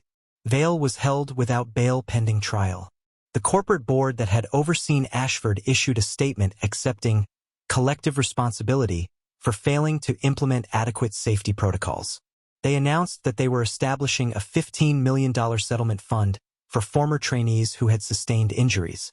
Several board members announced they would be stepping down from their positions at other organizations as well. Ashford Performance Institute was forced to cease all operations. The facility was shut down. The trainees who were still enrolled in the program were dismissed and offered partial refunds. The staff was terminated. The methodology that had been promoted as revolutionary became synonymous with abuse. Medical professionals who'd studied the program began publishing analyses of how it had managed to operate unchecked for so long despite the systematic harm it was causing. Universities and corporate training programs that had adopted variations of Ashford's methodology began reviewing and modifying their own practices. The narrative extended beyond Ashford itself. It became a story about institutional accountability, about the ways that organizations rationalize harm in the name of growth, about the mechanisms that allow abuse to persist when victims are isolated and silenced. And at the center of it all was Natasha Reeves. She gave interviews. She spoke at conferences. She testified before a state legislative committee examining whether new laws were needed to protect trainees from deliberately harmful training methodologies. She worked with legal teams to help other victims pursue claims against the institution. But despite all of this, despite the fact that she'd been vindicated, despite the fact that the abuse had been exposed and the institution had been destroyed, Natasha found herself struggling with something unexpected. She was struggling with the fact that calling out Vale had required her to become public with her own trauma. She was struggling with the fact that her shoulder still hurt. She was struggling with the fact that some of the psychological damage from the manipulation and abuse was proving harder to heal than the physical damage. And she was struggling with understanding why, despite all of this, despite winning, despite justice being served, despite the institution being dismantled, there was still a part of her that questioned whether speaking up had been the right choice. Because the truth was more complex than simple justice. The truth was that Vale's manipulation had been sophisticated enough to make her doubt her own judgment even after she'd escaped. The truth was that the trauma of being deliberately harmed by someone in a position of authority had created wounds that didn't heal when that authority figure was removed. The truth was that exposure and accountability were necessary, but they didn't erase what had happened. They didn't undo the injury. They didn't restore what had been taken. And so Natasha found herself in a different kind of struggle. Not against an external enemy anymore, but against the internal landscape created by being deliberately harmed. Against the part of herself that had internalized some of Vale's philosophy, that questioned whether her own judgment could be trusted, that wondered if somehow the suffering had created something valuable despite being fundamentally wrong. This was the catastrophic reversal that nobody talked about. This was what came after exposure. This was the work that remained when justice had been served but healing had not yet been found. 6 months had passed since Harrison Vale's arrest. The criminal trial had been scheduled for late spring. Underwood's cooperation and the video evidence made the prosecution's case virtually airtight. Vale's defense team had attempted to argue that the training methodology was legitimate, that injury was an accepted risk, that Natasha had consented to intensive training when she enrolled. But the video, combined with Underwood's testimony about deliberate positioning to create injury, combined with the testimony of 23 former trainees describing similar patterns of escalating damage, made the legal argument essentially indefensible. The trial lasted 3 weeks. The verdict took 4 hours. Guilty on all counts. Guilty of conspiracy to commit assault. Guilty of operating a fraudulent scheme. Guilty of systematically harming people while misrepresenting the nature and safety of his methodology. The sentence was 18 years in federal prison. Harrison Vale, now 56 years old, would likely spend the remainder of his life incarcerated. The myth of his transformation methodology had been completely demolished. Every certification that Ashford had issued was being reviewed. Every corporate training program that had adopted variations of his approach was being scrutinized. And Natasha had been at the trial every single day. She'd watched Vale's face as the verdicts were read. She'd watched him try to maintain his composure as the judge described the severity of his actions. She'd watched him being led away in handcuffs, finally powerless, finally held accountable. And she'd expected to feel something triumphant. Relief, validation, the sense that justice had been served and she could finally move forward. Instead, she'd felt something more complicated. Something that didn't fit the narrative of victorious exposure. The phone call came on a Tuesday afternoon in early June. Natasha was in her consulting office in Philadelphia, reviewing proposals from corporations that wanted her to audit their training programs for potential abuse dynamics. Since the trial had ended, she'd been offered consulting contracts from dozens of organizations. Everyone wanted to avoid becoming the next Ashford. Everyone wanted Dr. Natasha Reeves, the woman who'd exposed systematic abuse, to validate that their methodologies were safe and ethical. She'd accepted some of these contracts. The work was meaningful. It was using her expertise and her experience in service of actual harm prevention. But it was also emotionally exhausting. Every contract meant diving back into spaces where training and methodology were being examined. Every contract meant reliving aspects of what had happened to her. The number on the phone display was unfamiliar. She almost didn't answer, but something made her pick up. Dr. Reeves. A woman's voice. Familiar but not immediately recognizable. Yes, Natasha said cautiously. This is Amber Soren. I was at Ashford. I was one of the trainees during your time there, though we didn't interact much. I left the program 2 weeks after you did, and I've been struggling with something I wanted to talk to you about. Natasha's immediate response was caution. She'd been contacted by dozens of former trainees over the past 6 months. Some wanted to share their stories. Some wanted advice about pursuing legal claims. Some wanted validation that what had happened to them was real and not their imagination. But something in Amber's tone suggested this was different. What is it? Natasha asked. I've been in therapy since I left Ashford, Amber said. My therapist has been helping me process the trauma of the program, the physical injuries, the psychological manipulation. But there's something I've been struggling to understand, and I wanted to ask you directly. Go ahead, Natasha said. Did part of you believe that Vale was right? Amber asked quietly. Did part of you, even after you left and even after you exposed him, still think that maybe the transformation he was describing was real? That maybe the suffering meant something? That maybe you needed to go through what you went through in order to become who you are now? Natasha felt something shift in her chest. Yes, she said quietly. Yes, part of me believed that. Part of me still believes it, sometimes. And I hate that about myself. I hate that after everything, after proving that he was deliberately harming people, after seeing him convicted and imprisoned, I still sometimes think that maybe there was value in what happened to me. That's cognitive dissonance, Amber said. That's what happens when you're exposed to sophisticated manipulation for an extended period. Your mind tries to make meaning out of the suffering because it's too painful to accept that you were just harmed for no reason except that someone in power wanted to harm you. I know that intellectually, Natasha said. I have a PhD in psychology. I understand the mechanisms of trauma bonding and cognitive distortion. But knowing it intellectually doesn't make the feeling go away. No, Amber said. It doesn't. And that's what I wanted to talk to you about. I've been hearing you give interviews and speak at conferences about what happened. You've been framing it as a story about exposure and accountability and justice. But you've been speaking about it as though you've healed. As though moving past the trauma was a linear process that you've completed. She paused. But I don't think you have healed. And I think if you're going to help other people navigate this, you need to be honest about that. Natasha didn't respond immediately. She was processing what Amber had said. Because Amber was right. In her public statements, Natasha had been presenting herself as someone who'd overcome the trauma. Someone who'd fought back, exposed the abuse, and moved forward. Someone who'd turned her experience into purpose. But in private moments, particularly at night when she was alone, she was struggling with intrusive thoughts about Ashford.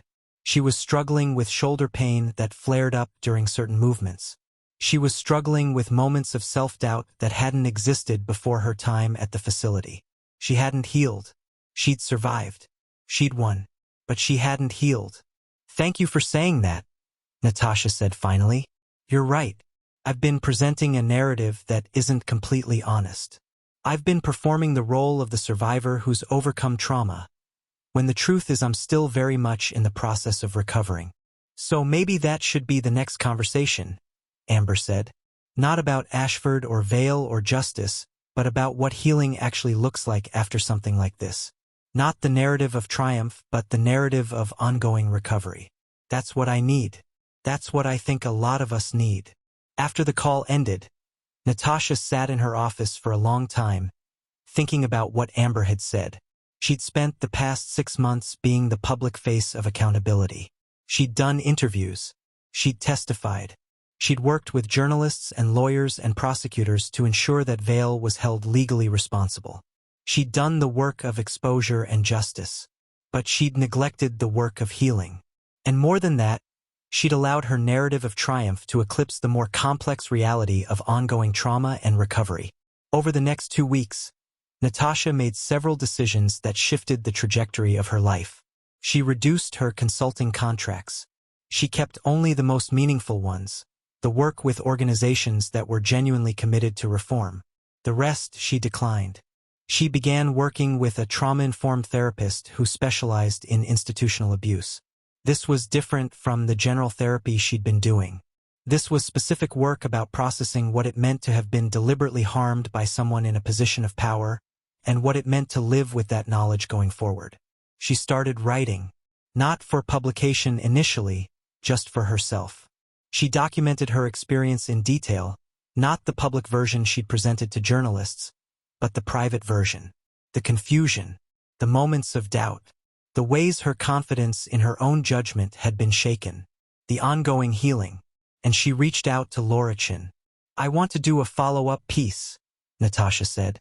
"Not about Ashford or Vale, about what comes after accountability is served, about what recovery actually looks like, about the gap between justice and healing. I want to be honest about the fact that I haven't recovered from this, that I'm still very much in the process of doing so, and that the work of healing is ongoing in ways that don't fit the narrative of triumph." Laura was quiet for a moment. "That's a harder story to tell," Laura said finally. "Readers prefer narratives of overcoming, narratives of triumph. A story about ongoing struggle is less satisfying." "I know," Natasha said, "but it's the true story, and I think it's more important to tell the true story than the satisfying one." The article came out 3 months later in September. It was titled, "Beyond Accountability: What Healing Looks Like After Institutional Abuse." Natasha wrote about the trial and Vale's conviction, but only briefly. The focus of the piece was on what came after. She wrote about the cognitive dissonance of still sometimes believing that the suffering had value. She wrote about the ongoing physical pain. She wrote about how justice had not automatically created healing. She wrote about the therapist's observation that trauma wasn't something you got over. It was something you integrated into your understanding of yourself and the world. She wrote about the moment Amber had called and challenged her on the narrative she'd been presenting. She wrote about what genuine recovery looked like. Not the absence of pain, but the ability to acknowledge the pain while continuing to build a meaningful life. The article didn't get as much media attention as the original investigation had. It didn't trend on social media. It didn't create the same sensation. But it did reach the people who needed to read it. Other abuse survivors. Other people processing institutional trauma. Other victims who'd been wondering if the narrative of triumph was the only acceptable outcome. And it created space for a different kind of conversation. By December, 6 months after the trial, Natasha had settled into a new rhythm. Her shoulders still hurt, particularly on cold mornings. Probably always would. The microtear in her rotator cuff had healed, but not completely. There was ongoing weakness. There was limited range of motion. There was the physical reminder of what had been done to her. But she'd stopped expecting it to heal completely. She'd stopped expecting that healing would be a moment where everything suddenly changed. Instead, she understood healing as an ongoing process. Some days were easier. Some days were harder. Some days she could think about Ashford without a spike in anxiety. Other days, a particular word or phrase would trigger a memory and she'd have to do the breathing work to calm her nervous system. She'd also stopped defining herself primarily through the trauma. Yes, she was someone who'd been deliberately harmed by an institution. Yes, she'd exposed that institution. Yes, she'd played a role in holding someone accountable who'd harmed many people. But she was also someone who was rebuilding her life. Someone who was learning to trust her own judgment again. Someone who was using her experience to help others navigate similar situations. And she was learning to live with the complexity of it all. The complexity that justice had been served but healing was ongoing. The complexity that she'd done something brave and necessary, but that didn't mean she hadn't been harmed. The complexity that accountability mattered and it wasn't sufficient on its own. One evening in December, as the year was coming to a close, Natasha received a message. It was from Priya, the hospital administrator who'd first warned her about the abuse. "I wanted to tell you that I've left my position," Priya's message said. "I'm going back to school. I'm going to train as a trauma specialist. I'm going to work with people who've experienced institutional abuse. Your honest article about what recovery actually looks like, that's what made me realize I could turn my experience into something meaningful. Thank you for that. Thank you for being real about the ongoing nature of healing." Natasha read the message and felt something shift in her. Not triumph, not satisfaction, but something genuine. The knowledge that by being honest about her own ongoing struggle, she was creating space for others to be honest as well. That by refusing the narrative of complete recovery, she was validating the experiences of people who were also struggling. That by continuing to do the difficult work of integration and healing, even when it was invisible, even when it wasn't celebrated, she was contributing something meaningful. This was the unexpected choice that came after survival. Not to pretend the recovery was complete, not to perform the role of the triumphant survivor, but to be genuinely human about the ongoing process of healing. And to let that genuine humanity be enough. 1 year after Harrison Vale's conviction, Natasha Reeves stood in front of a classroom at the University of Pennsylvania's Graduate School of Applied Psychology. The room was full. 47 students, sitting in tiered rows, all watching her with the kind of attention that comes from knowing you're about to hear something that will change how you think about your field. She'd been invited to teach a seminar titled Institutional Abuse and Trauma Recovery. The title was academic. The content was personal. And the students knew both things were true. "Before we begin discussing the psychology of institutional abuse," Natasha said, "I want to be clear about something. Everything I'm going to teach you in this seminar is informed by my personal experience as a victim of deliberately harmful training methodology. I'm not speaking as a detached researcher analyzing phenomena from a distance. I'm speaking as someone who lived through this and is still living through the ongoing process of recovery and integration." She moved to the whiteboard and wrote 3 words: justice, healing, integration. "Justice is necessary," she continued. "When someone deliberately harms another person, there should be accountability. There should be legal consequences. There should be institutional reform. But justice, while necessary, is not sufficient. Justice alone does not heal trauma. Justice alone does not restore what was taken. Justice is an important part of recovery, but it's only one part." She underlined healing. Healing is the work of moving beyond the acute trauma. It's the work of processing what happened, of understanding how it has affected you, of beginning to rebuild a sense of safety and trust. But healing is also complex. It's not linear. It's not something you complete and then move on from. It's something you're always engaged in, sometimes actively, sometimes less consciously. Some days you feel healed. Other days, a trigger brings you right back to the raw experience. She underlined integration. Integration is what comes after. It's the work of incorporating the trauma into your understanding of yourself without allowing it to become your entire identity. It's the work of acknowledging that yes, this happened to me, and no, this is not the only thing that defines me. It's the work of building a life that's larger than the trauma, while still honoring the reality of what occurred. One of the students raised her hand. "Dr. Reeves," the student said, "are you suggesting that someone who's experienced institutional abuse should just accept it and move on?" "No," Natasha said clearly. "I'm suggesting something different. I'm suggesting that the goal isn't to move on as though it didn't happen. The goal is to move forward while acknowledging that it did happen, while working toward justice where possible, while engaging in genuine healing, and while integrating the experience into who you are. Those things aren't mutually exclusive." She walked to the front of the classroom. "I'm going to tell you my story," she said. "Not the media version. Not the version you've read in articles or seen in documentaries. The actual story of what it was like to be deliberately harmed, what it was like to expose that harm, what it was like to win a legal victory and discover that winning didn't automatically fix the damage. And then we're going to talk about what that means for how you understand trauma, how you work with survivors, and how you think about your role as psychologists in a world where institutional abuse is more common than most people realize. Over the following weeks, Natasha taught the seminar with a level of vulnerability that surprised many of her students. She spoke about specific moments in her time at Ashford. She described the progression of manipulation and damage. She talked about the moment she realized what was happening and the choice she made to resist. But she also spoke about what came after.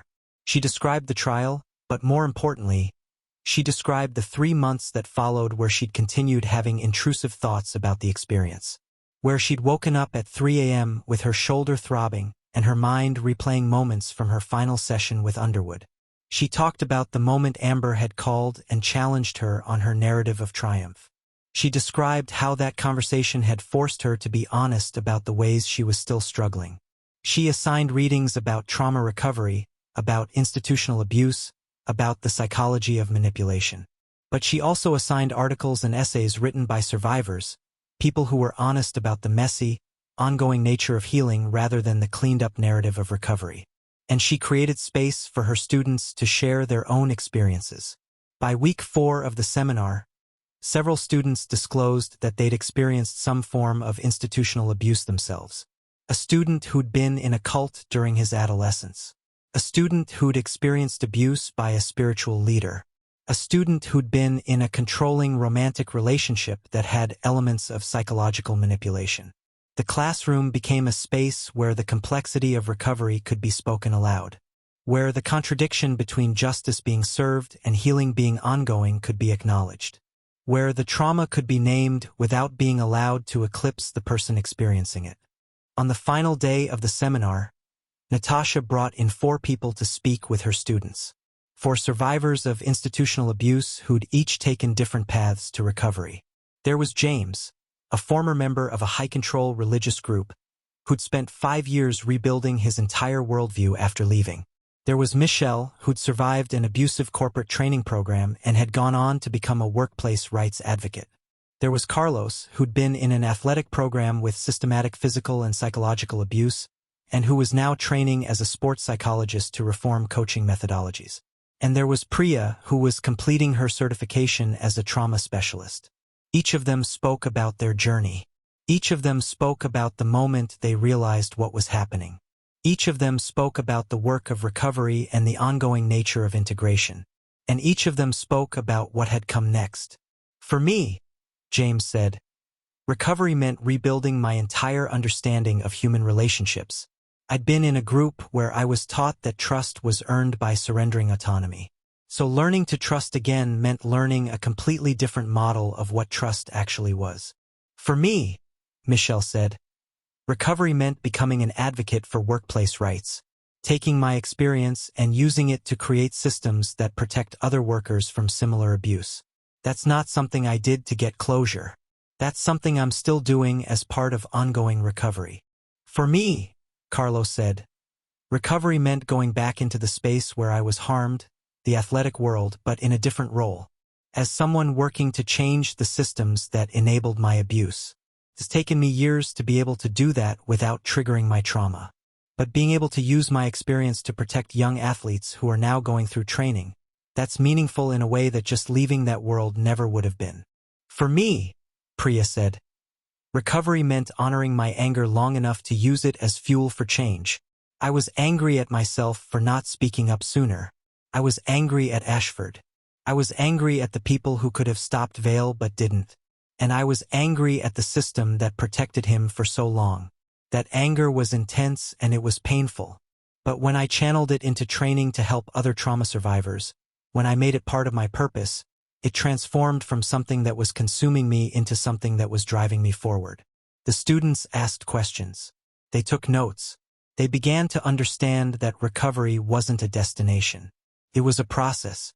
And more importantly, they began to understand that the work of recovery could be integrated into meaningful life purposes. After the seminar ended, Natasha took on a new role at the university. She was appointed to lead the Center for Institutional Accountability and Trauma Recovery, a new research center focused on understanding how institutional abuse functions, how to identify and prevent it, and how to support survivors in recovery. The center brought together researchers, clinicians, legal experts, and survivors to study institutional abuse across different contexts. They examined high-control religious groups, corporate training programs, athletic organizations, educational institutions, and military units. They looked for common patterns. They identified risk factors. They developed prevention and intervention frameworks. And critically, they made space for survivor voices in the research and analysis. Survivors weren't just subjects being studied. They were collaborators and researchers themselves. Priya became a clinical coordinator at the center. Amber, who'd called Natasha to challenge her narrative, became a research associate. Other survivors found meaningful work in understanding and preventing the same kind of abuse they'd experienced.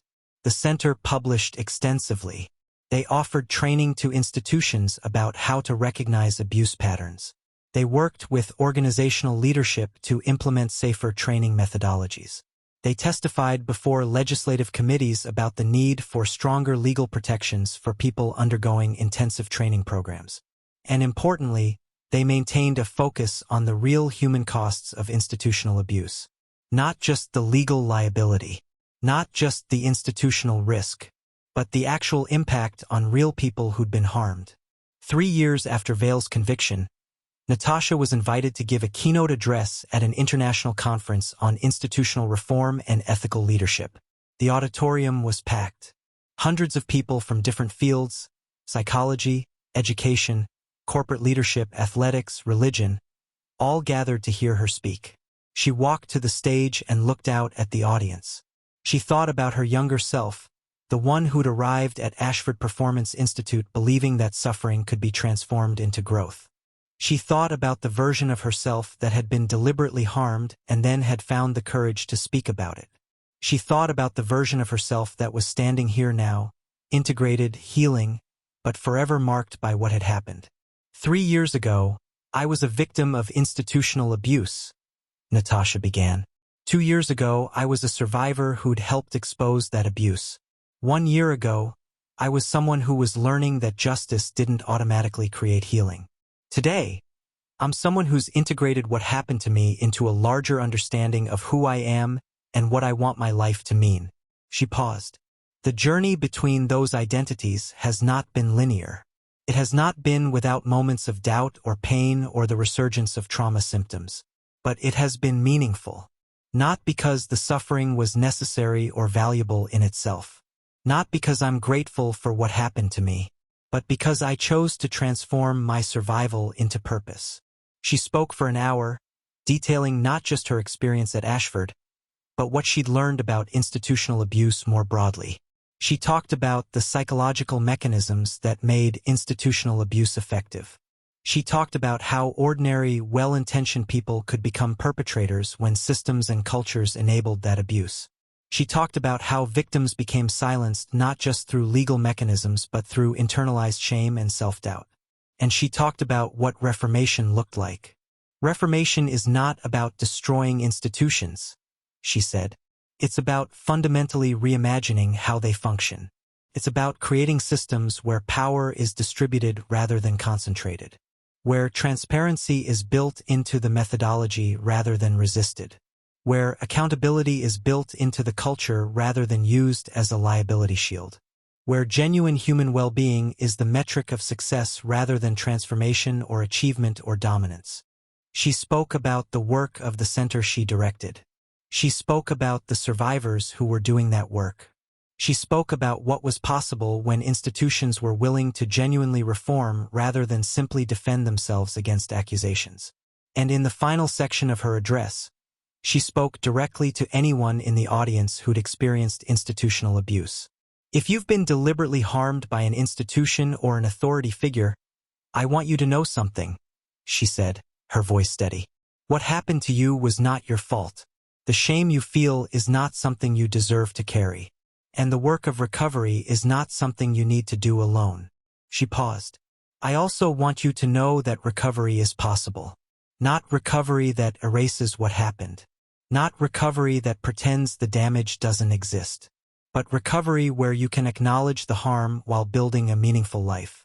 Recovery where the trauma becomes part of your history without being your entire story. Recovery where you can transform survival into purpose. That evening, Natasha sat alone in her hotel room, looking out at the city. Her shoulder ached slightly, it almost always did. She carried the physical reminder of what had been done to her. But she also carried something else. She carried the knowledge that she'd transformed her survival into something meaningful. She carried the relationships with other survivors who were doing similar work. She carried the knowledge that her experience was creating frameworks that would protect future generations from similar abuse. She thought about Harrison Vale, sitting in a federal prison, serving an 18-year sentence. She thought about the fact that his institution had been dismantled, his methodology had been discredited, his victims had been compensated. Justice had been served. But she also thought about the fact that justice, while important, had not been sufficient. The work that mattered most was the ongoing work of integration, the ongoing work of building something meaningful from the fragments of what had been broken. Her phone buzzed. A message from Priya. The center just received a grant to expand our training programs. We're going to be able to reach organizations in 5 new regions. Your keynote address is going to bring in so many survivors who want to participate in the research. Thank you for being the bridge between what happened and what's possible now. Natasha smiled. This was the reformation. This was the new beginning. Not the absence of trauma.